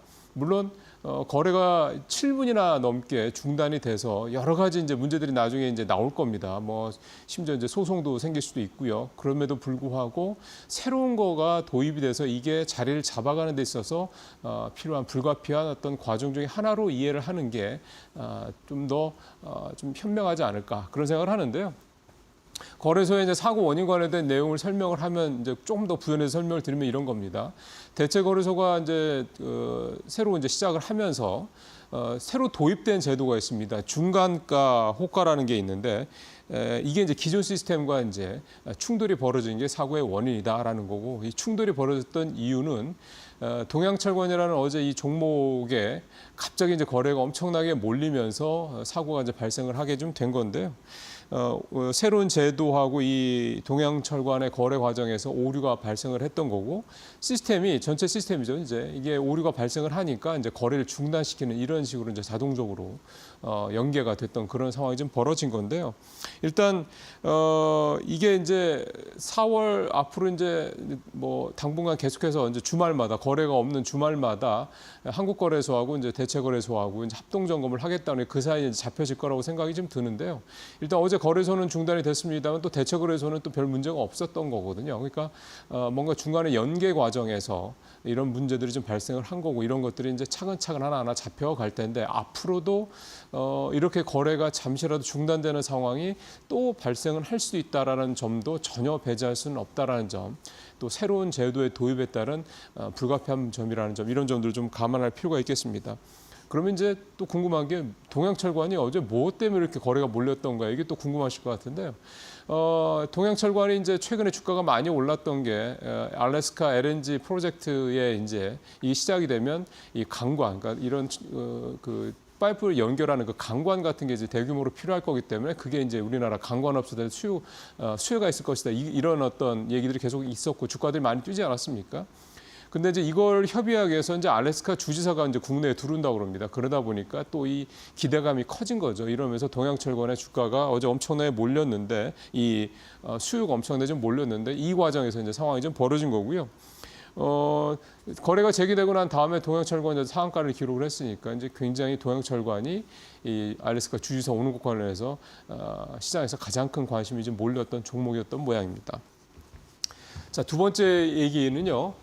올 초에 딥시크 쇼크 이거 상당히 좀 시장에 미치는 영향이 좀 간단치 않습니다. 오늘도 엔비디아에서 이제 젠슨 황 CEO의 기조 연설도 있었습니다만 전체적으로 과거보다 특히 작년보다는 뭐라 할까요? 젠슨 황 CEO에 대한 이 발언의 어떤 그런 시장의 파장, 시장의 영향이 상대적으로 많이 좀 둔화된 느낌이죠. 이게 결국은 딥시크 쇼크에서 시작이 됐다고 볼 수가 있는 겁니다. 그러니까 뭔가 이 엔비디아의 독점 시스템에 변화가 생겼다라는 거죠. 따지고 보면 앞서 이제 거래소에 이제 어제 이 거래 중단 사태하고도 결국 맥을 같이 한다라고도 볼 수 있다는 생각도 드는데 이 독점 시스템에 변화가 생기니까 뭔가 여러 가지로 시장에서 엔비디아를 바라보는 시선이 조금 변화가 생기고 있는 거고 그 딥시크가 이제 그거에 대한 원인을 제공한 건데 어제 LG에서요. 자체적으로 개발한 추론형 AI인 X41DB라는 거를 어제 공식으로 발표를 했는데 그전에도 X41DB에 대한 얘기는 계속 나왔는데 어제 이제 그동안의 어떤 연구 성과를 발표한 어떤 그런 내용이 나왔는데 상했던 것보다 상당히 좀 내용이 좀 좋았습니다. 표를 이제 보시겠습니다만 수학이라든가 뭐 여러 가지 분야에서 X41Deep과 그다음에 딥시크, 오픈AI 비교한 내용들이 좀 나와 있는데요. 보시는 것처럼 온디바이스 모델, 그다음에 경량 모델, 그다음에 프론티어급 모델 모든 면에서 X41Deep, LG의 X41Deep이 딥시크나 오픈AI를 좀 크게 앞서는 그런 내용들이 좀 나왔습니다. 일단 이데일리 신문에서 나온 요 표는 X41Deep이 다른 업체들에 비해서 좀 더 나은 점을 주로 좀 표로 나타낸 모습이고요. 다른 언론에서 나온 거를 또 좀 보면 이렇게 수학과 관련된 부분, 그다음에 실제 적용이 되는 부분, 현실단에서 적용, 엣지단이라고 그러죠. 소비자단에서 적용되는 부분에서는 X41Deep이 상당히 좀 우수한 그런 모습을 좀 보였고, 특히 수학 같은 경우는 뭐 다른 데보다 훨씬 더 좀 압도적인 그런 성적을 냈습니다. 근데 부족한 부분이 박사 수준의 과학 능력, 그다음에 코딩 능력, 다중과제, 언어 이해 이런 부분에 있어서는 이 X41Deep이 이 딥시크에 비해서는 점수가 좀 떨어지는 그런 모습들이 좀 나타났습니다. 알리바바에 비해서도 조금 떨어졌고요. 결국은 수학 능력의 이런 부분, 그다음에 실제 제품단에서 적용하는 부분에서는 X41Deep이 상당히 좀 우수하다라는 상당히 좋은 결과를 냈다고 좀 볼 수가 있는 거고, 앞서 말씀드렸던 뭐 과학 능력, 코딩 능력, 언어 이해 능력 이런 부분들이 좀 미비진한 부분은 결국은 이제 X41Deep이 앞으로 계속해서 좀 발전을 시켜야 될 과제다 이렇게 좀 볼 수가 있는 건데요. 제가 이제 이 내용을 상당히 좀 중요하게 좀 느꼈던 부분은 뭐냐면 LG는 결국은 직접 소비자들과 만나는 B2C 회사입니다. 앞서 말씀드렸던 딥시크라든가 이 알리바바 같은 경우는 결국은 자기들이 직접 제품을 만들기도 하는 이 AI 모델을 만들어서 이거를 이제 다른 데다가 뭐 이렇게 팔거나 이렇게 하는 그런 이제 비즈니스 모델을 갖고 있는 회사인 거죠. 그러니까 LG는 지금 자기들이 만든 이런 추론형 AI가 실제 자기들이 다른 이제 계열사에서 만들고 있는 제품들, 뭐 가전제품, 뭐 냉장고라든가 뭐 텔레비전이라든가 이런 또는 이제 다른 데다가 할 수 있는 휴대폰이라든가 또는 자동차라든가 다른 어떤 이 소비자 제품들이죠. 이런 데다가 바로 적용을 할 수 있는 이야말로 좀 온디바이스 AI 쪽으로는 뛰어난 능력을 발휘했다는 게 무엇보다 중요하다는 생각이 듭니다. 이제 이렇게 되면 결국 지금 학습형 AI에서 추론형 AI로 넘어가는 과정이고 결국은 추론형 AI로 가서 이게 실제로 돈을 벌려면 소비자들과 직접 만나는 쪽, 특히 이제 기업들과 만나는 쪽에 이제 AI 모델이 적용이 돼야 되는 건데 이런 면에 있어서 특히 소비자들과 직접 만나는 여러 가지 제품들에 적용돼 있어서는 LG의 X41Deep이 상당히 좀 앞서가고 있다. 이렇게 볼 수 있다라는 거죠. 그렇다고 그러면 올 1월에 소위 말하는 중국발 딥시크 쇼크가 전 세계 AI 시장에 큰 영향을 미쳤던 것처럼 LG의 X41Deep이 글로벌 이 소위 말하는 소비자 제품 시장에 또 굉장히 또 영향을 미칠 수 있는 X41Deep발 또 쇼크가 생길 수 있다라는 그런 기대감도 충분히 가져볼 수 있지 않느냐 이렇게 생각이 좀 들어서 오늘 이 기사가 상당히 좀 오늘 기사 중에서는 의미가 있는 그런 기사다라는 생각이 좀 듭니다. 자, 세 번째는 이제 방산주 얘기를 또 좀 해보겠습니다. 오늘 이데일리 증권맨에 오는 톱 기사는 이겁니다. 제목에서 보신 것처럼 축포 쏜 방산주, 축배 든 코스피 이제 라임을 좀 맞췄죠. 코스피가 계속 견조한 모습을 보이고 어제도 상당히 좀 많이 올랐습니다. 이래서 전체적으로 올해 코스피가 지난주에 조금 주춤했던 걸 제외하더라도 거의 10% 가까운 9%에 거의 근접하는 그런 좀 수익률을 좀 기록을 하고 있는 그런 상황인데요. 그 중에서도 방산주가 상당히 좀 강한 모습을 보이고 있고 최근에 이제 코스피가 이틀 연속 1조 원 넘는 그런 외국인의 순매수가 좀 들어오고 있는 그런 상황인데 이 순매수의 상당 부분이 방산주로 좀 몰리고 있다. 이렇게 오늘 내용이 담은 기사입니다. 표를 한번 보시죠. 보시면은요, 연초 이후 외국인 방산주 순매수 규모 수익률 나오는데, 일단 노란색으로 써 있는 거는 이제 수익률이죠. 수익률부터 보시면 제일 밑에 하나 에어로스페이스 110%, 그 위에 현대 로템이 무려 112%, 그다음에 하나 시스템 72%, 한국 항공우주 52%. 특히 한국 항공우주는 저 52%의 수익률이 거의 얼마 안 됐습니다. 최근 2, 3주 사이에 이제 급등을 했죠. 근데 그 밑에 이제 하얀 글씨로 작게 써 있는 외국인 순매수 규모를 보더라도 연초 이후에 한화 에어로스페이스 무려 5,400억 원의 외국인 자금이 좀 들어왔고요. 그 위에 현대로템 1,800대, 한화 시스템도 800억이 넘게, 그다음에 한국항공우주도 1,500억이 넘는 그런 외국인 자금이 좀 들어와 있는 상황입니다. 결국은 외국인 주도로 주가가 급등을 하고 있고 이게 이제 올 초에 나타난 방산주들 강세의 배경이라고 볼 수가 있겠는데요. 뭐 굳이 제가 설명을 드리지 않더라도 국내 이 방산, 즉 K 방산주들이 요즘에 주가가 강세를 보이고 있고 외국인들이 계속 들어오고 있는 이유는 뭐 유럽 관련된 이런 얘기들 뭐 제가 따로 설명을 드리지 않겠습니다. 뭐 그것 때문이라고 좀 보는 건데 중요한 거는 방산주가 많이 올랐기 때문에 이제 주춤한 게 아니냐라는 생각들을 좀 해볼 수가 있을 법한데 이런 어떤 시장의 어떤 그런 생각들을 되게 이제 웃듯이 넘기면서 방산주에 계속 외국인 자금이 좀 몰리고 있는 상황입니다. 조선주가 최국은 외국인들이 조금 매도세가 순매수세가 주춤하고 일부에서는 외국인들 매도 뭐 상위권에 좀 조선주들이 오르고 있다 이런 기사도 최근에 좀 나오고 있는데 그럼에도 이제 국내 증권가에서는 계속 조선주 사라 얘기를 하고 있죠. 하지만 그럼에도 불구하고 결국 이제 수급적인 측면에서 외국인들이 방산주를 계속 사고 있다는 거는 방산주의 이런 강세가 조금 더 갈 수 있다 이렇게 좀 볼 수가 있는 겁니다. 오늘 새벽에 전해졌습니다만 트럼프 대통령과 푸틴 대통령 간의 전화 회담에서 일단 종전이 완전 휴전이 아니라 부분 휴전 이렇게 좀 결론이 좀 났지 않습니까? 우크라이나 측에서도 뭐 수용하겠다는 의사가 좀 나온 상황인데 이게 부분 휴전이라는 건 사실은 언제든지 또 벌어질 수 있다라는 상황이 되는 거기 때문에 당분간은 이 방산에 대한 관심은 더 좀 지속될 수 있겠다 이렇게도 좀 볼 수가 있겠습니다. 오늘 마지막 기사는 이제 역시 증권맨에 있는 기사인데 게임주 너무 좀 요즘에 잊혀져 있었죠. 근데 실제로 게임주가 주가가 좋지는 않기 때문에 그렇습니다. 표부터 먼저 한번 보죠. 연초 이후 주요 게임 종목들 주가 등락률 보면은 넷마블이 20% 넘게 떨어졌고요. 위메이드, NC소프트 등등등 뭐 게임 회사들 다 많이 떨어졌습니다. 카카오 게임즈가 그나마 선방해도 4%가 넘고요. 앞서 말씀드린 것처럼 코스피가 9% 가까이, 코스닥이 10% 가까이 올랐던 걸 생각하면 이게 상대적으로 굉장히 좀 부진한 거죠. 이렇게 게임주가 부진했던 이유는 일단 현재로서 봤을 때는 게임주가 반등을 할 거라고 기대했던 재료들이 별로 모멘텀이 되지 못하고 있기 때문이라고 역으로 좀 봐야 될 것 같습니다. 무슨 말씀이냐면 올해 게임주가 좀 반등할 거라고 보면서 그 근거로 내세웠던 것들 중에 하나가 중국의 한한령 관련된 부분들, 즉 중국의 내수 경기 부양 관련된 이런 부분들이 우리 게임주들한테 호재가 될 것이다. 중국이 이제 한한령 해제라든가 뭔가 한국에 대한 이런 여러 가지 규제들이 좀 둔화가 되면 우리나라 게임 회사들에 대한 판호 발급이 늘어날 거고 그렇게 되면 국내 게임들이 중국에 들어가서 예전처럼 돈을 많이 벌 테니 게임주들이 올라갈 것이다. 대략 뭐 이런 식의 논리였는데 사실 2021년부터 많지는 않아도 한국 게임주들에 대한 판호 발급이 일부 있었거든요. 근데 그때 중국에 들어갔던 국내 게임주들의 실적이 영 시원치 않았습니다. 그러니까 이 얘기가 무슨 얘기냐면 중국 회사들의 게임 실력이 좋아졌고 또 우리나라 게임 회사들의 실력이 상대적으로 조금 떨어졌고 결국 중국에서 실력으로 압도하지 못하는 상황이 되다 보니까 한한령이 해제가 되던 또 중국의 내수 부양 때문에 국내 게임사들이 중국에 들어가는 게 굉장히 용이해지든 간에 결국 중국 시장에서 한국 게임들이 별로 돈을 벌지 못할 수도 있다라는 그런 우려가 이제 지금 게임주들의 약세에 반영이 되고 있다 이렇게 좀 볼 수가 있는 건데요. 결국은 이제 뭐 판호 발급이 이제 더 많이 늘어나냐 안 늘어나냐를 떠나서 이번에 이제 그 넷마블이 이번 달부터 올해 안에 9개의 신작을 출시를 하고요. 크래프톤 돈즈에 이번 달 말에 신작을 출시할 계획이거든요. 이제 이 게임들이 신작 게임들이 중국에 이제 들어가겠죠, 언젠가는.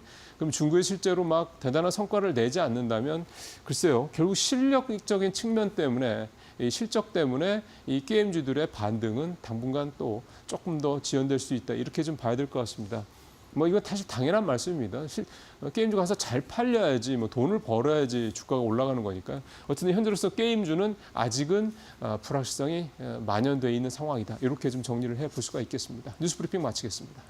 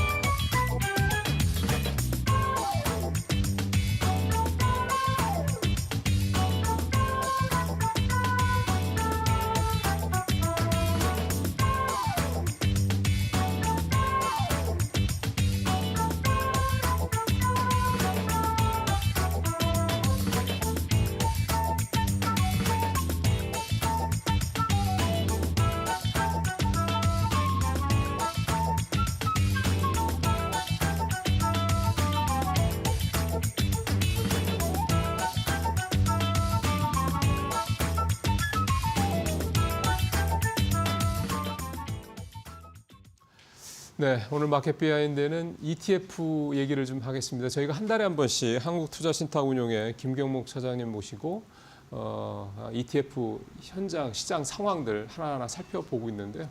최근에 시장 상황 어떤지, 최근에 미국 주시장이 조금 조정을 받으면서 이제 미국 ETF 상품들, 특히 이제 우리나라 이 서학개미분들이 많이 투자하시는 레버리지 상품들 수익률이 많이 떨어지다. 기술주를 중심으로 특히 그렇죠. 그래서 실제로 상황이 좀 어떤지 좀 살펴보고요. 그럼에도 불구하고 국내외 ETF 상품 중에 좀 눈에 띄는 상품들 또 뭐가 있는지 또 정보를 좀 말씀을 듣는 시간 가져보도록 하겠습니다. 사장님 어서 오십시오. 예. 3월 이제 중간 조금 절반 좀 더 넘었죠. 올 3월 들어서 이제 수익률이 좀 좋았던 미국 ETF 상품들도 한번 살펴보도록 하겠습니다. 어떤 것들이 이번에 수익률이 좋았어요? 네, 3월 들어 수익률이 좋았던 미국 ETF를 한번 살펴보겠습니다. 3월 17일 기준으로 레버리지 인버스 ETF를 제외하고 순위를 한번 뽑아봤는데요. 순위표를 보시면은 1위에 iShares MSCI 글로벌 실버 앤 메탈스 마이너스 ETF, 2위에 앰플리파이 주니어 실버 마이너스 ETF, 3위에 스프로트 실버 마이너스 앤 피지컬 실버 ETF, 4위에 팀 실버 마이너스 ETF. 이렇게 1위부터 4위까지 실물, 은 또는 채권 관련 기업들이 그러게요. 전체적으로 순위를 휩쓴 것을 보실 수가 있습니다. 수익률도 지금 나옵니다만 굉장히 좋네요. 15% 가까이도 올라왔으니까. 네, 이는 미국 관세 정책 불확실성으로 안전자산 선호가 최근 선호가 지속되고 있는데 금 가격이 많이 올랐었죠. 마찬가지로 은 가격도 계속 실수요와 더불어서 예. 상승한 영향인데 이게 이렇게 순위를 휩쓴 것을 확인하실 수가 있고요. 5위가 네. 코리아 디펜스 인더스트리 인덱스. 야, 이거 좋네요. 맞습니다. 이게 하나자산운용의 플러스 코리아 그러게요. 디펜스 인더스트리 인덱스 ETF입니다. 지난달과 마찬가지로 국내 방산주들이 좋은 흐름을 보였지 않습니까? 예. 그렇기 때문에 이 ETF도 미국에서 1,180만 달러에 가까운 자금을 모으면서 인기를 좀 끌고 있고요. 수익률도 좋게 보여지고 있습니다. 그러니까 이 플러스 코리아 디펜스 인더스트리 인덱스 ETF 이거는 미국에 상장된 거잖아요. 네, 맞습니다. 그래서 우리나라 사람들도 서학개미처럼 투자를 할 수 있는 거지만 미국 사람들이나 다른 전 세계 사람들도 이 상품에 투자할 수 있다는 얘기잖아요. 네, 현지와 글로벌 그러니까. 투자자 전부 활용할 수 있는 미국에 상장된 ETF입니다. 뭐 최근에 보면 이게 지난주는 이제 반도체 쪽들이 좀 좋았었지만은 국내 이제 ETF 상품 얘기입니다. 지난주, 지지난주 계속 뭐 이 최근 한 3, 4주 가까이 계속 방산주들이 좋았는데 이제 미국에 상장된 국내 방산주 관련 ETF 상품도 상당히 수익률이 좀 좋았네요. 여기 돈이 좀 많이 들어갔으면 좋겠습니다. 국위선양이니까. 그다음에 사실은 이제 많은 분들이 관심을 가지시는 게 요즘에 미국 기술주들이 엄청나게 좀 그 조정을 좀 받고 있다 보니까 우리 서학개미 분들이 또 미국 기술주 관련 ETF 뭐 레버리지까지 포함해서 많이 투자하셨잖아요. 그래서 요즘에 서학개미들 투심에 뭔가 좀 변화가 있지 않을까 뭐 그런 생각들도 하는데 어떻습니까? 실제로 보시면? 네, 실제로 최근에 보시면은 3월에만 해도 국내 코스피 레버리지라든지 코덱스 150 지수를 기초 지수로 하는 레버리지 ETF에 1,000억대 자금이 예, 유입되었습니다. 돈 많이 물렸어요. 네. 물론 테슬라 밸류체인 ETF라든지 뭐 S&P 500이라든지 미국 나스닥 100 지수에 투자하는 여러 상품들도 2,000억이 넘는 자금이 유입이 되었지만 여전히. 네, 그럼에도 불구하고 서학개미들이 동학개미로 변화하고 있고 네. 또 아직까지 뭐 서학개미가 뚝심 있게 투자를 하고 있다고 해도 이렇게 변화가 감지된 것은 좀 관전 포인트라고 할 수 있겠습니다. 그리고 사실은 또 이 미국 시장과 관련돼서 또 지난주였나요? 미국의 한 자산운용사 수석 부사장이 올렸던 그 주주서한이라고 그래야 되니까 그 주주들한테 보내는 그 편지에 올렸던 내용. 그러니까 한국 서학개미가 미국 주식시장을 뭐 되게 좀 뭐 안 좋게 변화를 시키고 있다 뭐 이런 내용들이 있었는데 이러다 보니까 이게 참 어떤 면에서 보면은 거기서 특히 그 수석 부사장 그 양반도 한국 서학개미들이 레버리지 상품에 투자를 좀 과하게 한다라는 그런 부분을 지적을 하기도 했었는데 이게 참 ETF 상품이 되게 안전하다고 생각해서 많이들 투자를 하시고 계신데 꼭 그렇게만 볼 수는 또 없지 않냐. 그래서 이를테면 소위 말해서 좀 안전한 뭐 ETF 전략 뭐 이런 것들에 대한 고민도 좀 해볼 수 있는 계기가 되는 것 같아요. 네. 그 아카디안의 수석 부사장이 예, 예. 말씀드려 주셨던 것처럼 서학개미들이 그 미국 주식시장에서 큰 손으로 부상한 게 어제 오늘 일은 아니라고 생각합니다. 그러면 네.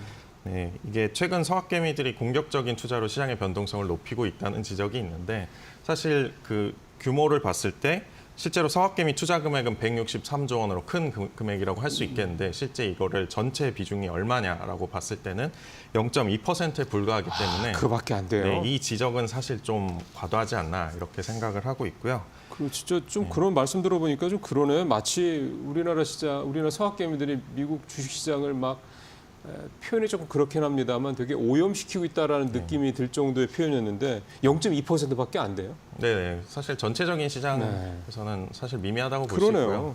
그래도 그 서학개미의 투심이 좀 특정 종목이라든지 레버리지 인버스 ETF에 좀 집중된 것은 문제가 될 수 그렇죠. 있다고 생각을 합니다. 그렇죠. 사실 높은 변동성은 큰 성과를 기대할 수 있겠죠. 하지만 네. 그 높은 변동성이라는 것은 큰 위험도 또한 내포하고 있는 것이기 때문에 네. 그 공격적인 투자를에만 집중을 했을 경우 시장이 조정받았을 때 큰 충격을 받거나 또 원금 회복을 위해서 무리한 선택을 할 수가 있겠죠. 그렇죠. 맞습니다. 이게 사실 레버리지도 그렇고 뭐 그러니까 거꾸로 가는 이제 인버스도 그렇고 인버스도 요즘에는 인버스라는 표현보다는 고버스라는 표현들을 많이 맞습니다. 쓰거든요.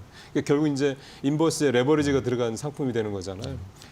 보시면, 이런 네. 상품들 참 그 욕심은 나는데 이런 상품들 그러니까 이를테면 레버리지가 됐든 뭐 인버스가 됐든 고버스가 됐든 이런 상품이 있는 이유가 있는 거잖아요. 이런 상품들이 판매사에서 만들어내는 이유는 어떤 의미라고 좀 봐야 됩니까? 뭐 짧게 설명해 주신다면. 사실 투자자들마다 다양한 투자 목표가 있기 때문에 그렇죠. 뭐 해지 목적일 수도 있겠고요.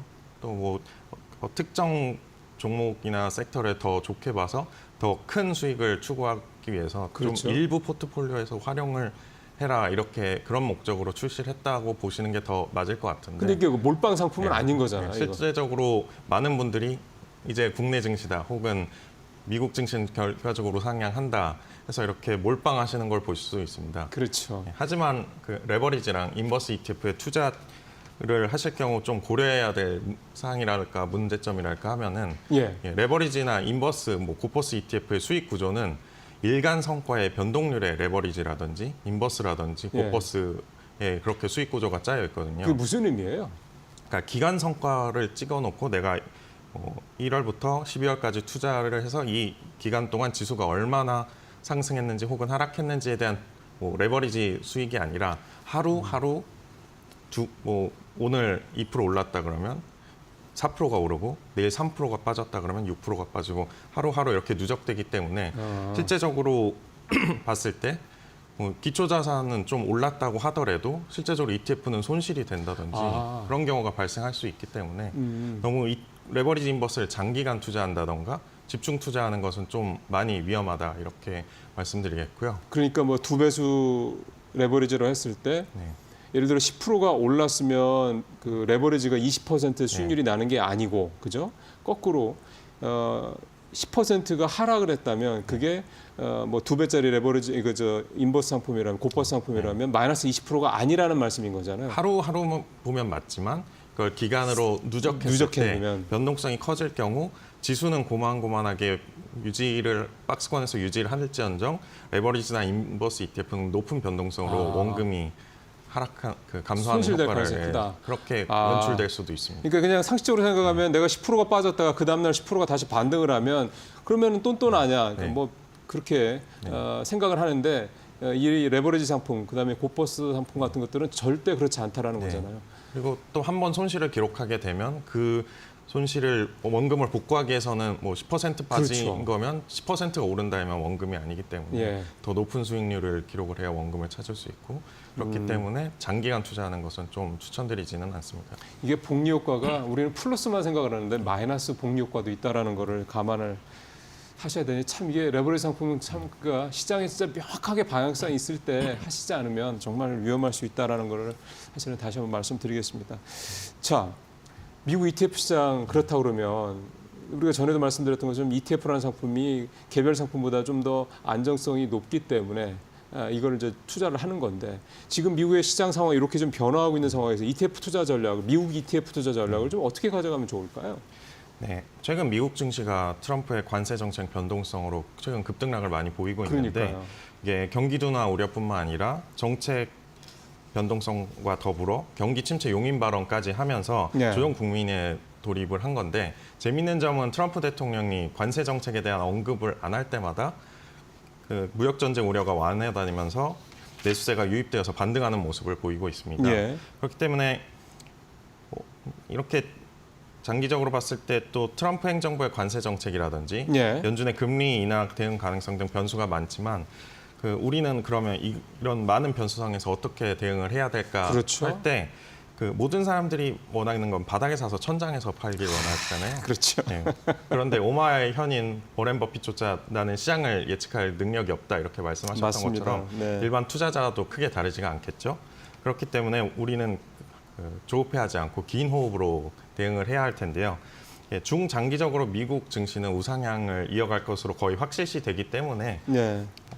말씀드리자면 현금도 종목이다라는 말이 있지 않습니까? 그렇게 해서 현금을 비중을 가져가면서 조정이 있을 때마다 좀 추가 매수를 한다든지 좀 네. 예, 맞는 예, 말씀이에요. 일부 좀 올랐을 때 살짝 현금화를 한다든지 그런 네. 방식으로 좀 투자를 해보시는 게 또 좋을 것 같고요. 어느 쪽으로 좀 요즘에 보세요? 그래서 그래도 최근에 제가 많이들 관심 있는 섹터인데 전 반도체 섹터를 좀 좋게 보고 있고요. 그 지금 오늘 아침에 전순환 기조연설이 있었는데 아주 그렇게 인상적이지는 않았던 거로 시장에서는 판단하는 것 같아요. 엔비디아조차도 오늘 주가가 별 재미가 없었던 거 보면 그러면 소위 말해서 이제 반도체 관련 또 AI 관련 이쪽 ETF는 여전히 긍정적으로 좀 봐도 된다 이렇게 말씀드릴 수 있는 겁니까? 네, 아직 GTC 2025도 좀 다 진행 끝나진 중이고 않았지만, 네. 그거에 대한 기대감도 남아 있고 또 폭스콘의 AI 서버 관련 실적이 호조를 보이면서 AI 칩에 대한 수요가 여전히 올해도 높을 것이다 이렇게 보면서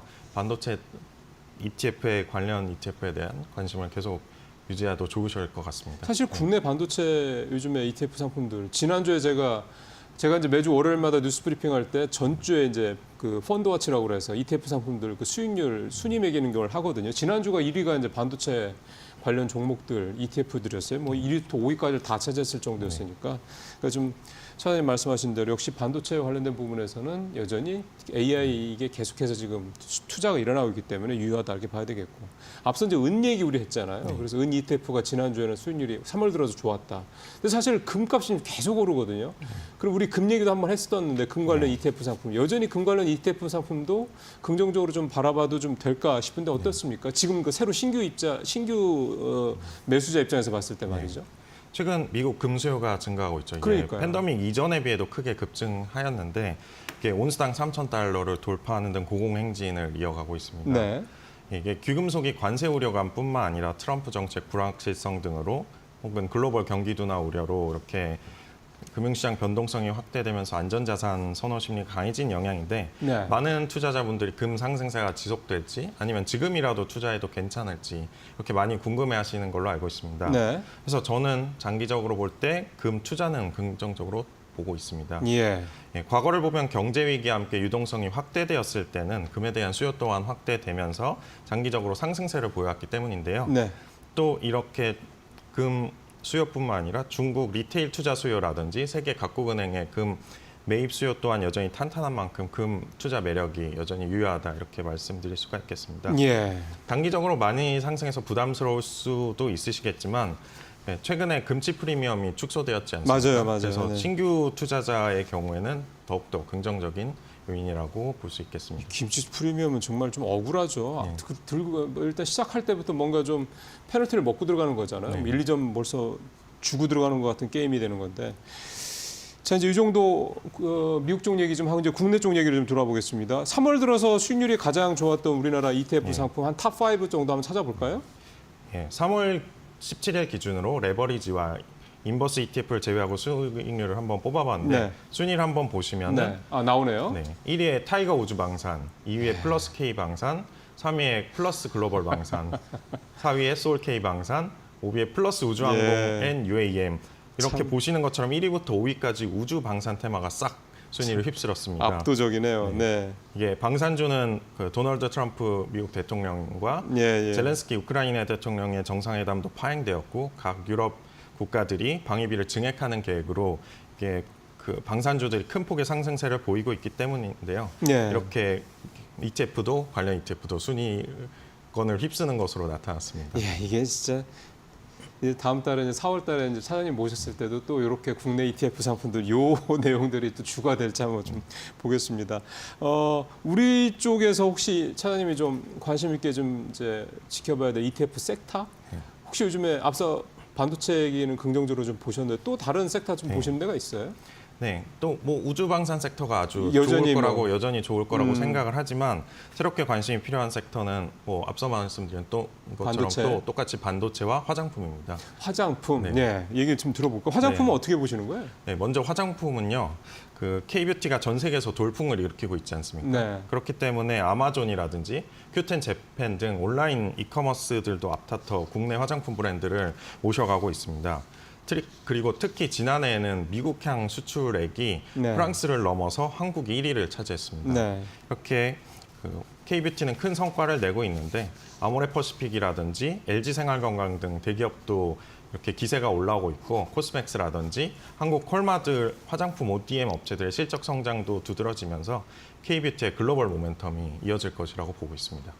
반도체는 최근에 보면 D램 가격도 좀 반등을 한다는 얘기도 나오고 특히 랜드 쪽이 요즘에 가격이 좋더라고요. 그러면 이게 한번 또 올라가면 또 추세가 조금 있잖아요. 네. 그냥 바로 내일 모레 떨어지고 이러는 게 아니잖아요. 그러면 지금 반도체 관련 ETF 지난주 상당히 좀 좋았는데 주가들 수익률들이 이번 주 또 다음 주도 여전히 좀 긍정적으로 봐도 될까요? 네, 반도체 섹터가 긍정적으로 볼 수 있는 게 글로벌 반도체 업체 샌디스크가 최근 낸드 플래시 네. 가격을 4월 1일부터 10% 인상을 그게 했다고 4월 1일부터군요. 네, 발표를 했고 네. 또 이에 미국 마이크론이랑 중국의 양쯔 메모리도 잇따라 가격을 올렸습니다.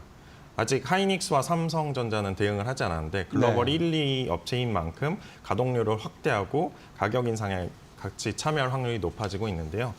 또 이렇게 낸드 가격을 이 상승을 한 메모리 업황 개선 기대감 외에도 이관신 정책의 수혜로 IT 기계 생산이 예, 예. 증가하고 또 엔비디아의 2025 GTC 2025 기대감 등등 글로벌 반도체 시장에서 여러 가지 긍정적인 시그널이 포착되고 있기 때문에 네. 반도체 ETF에 대해서 계속적으로 관심을 기울이시는 것을 추천드립니다.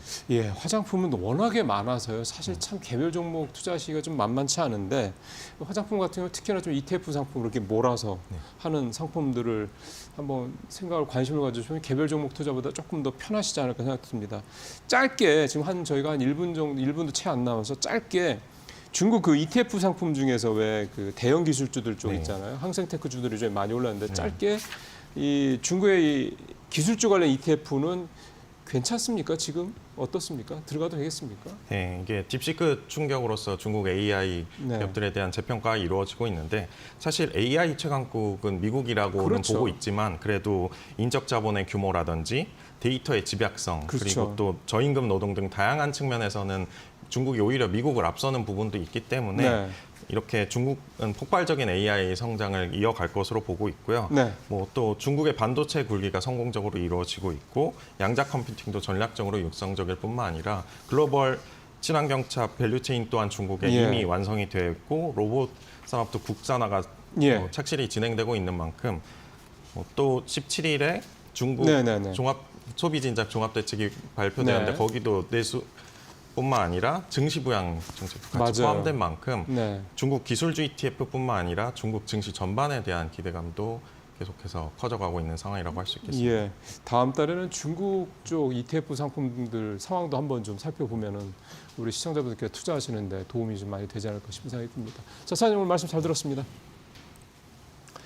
네, 잠시 후에 마켓나우 일부에서 오늘 뉴욕 시장이 또 조금 다시 내려갔기 때문에 조금 더 좀 신중한 투자 전략 짜 보도록 하겠습니다. 잠시 후에 뵙겠습니다.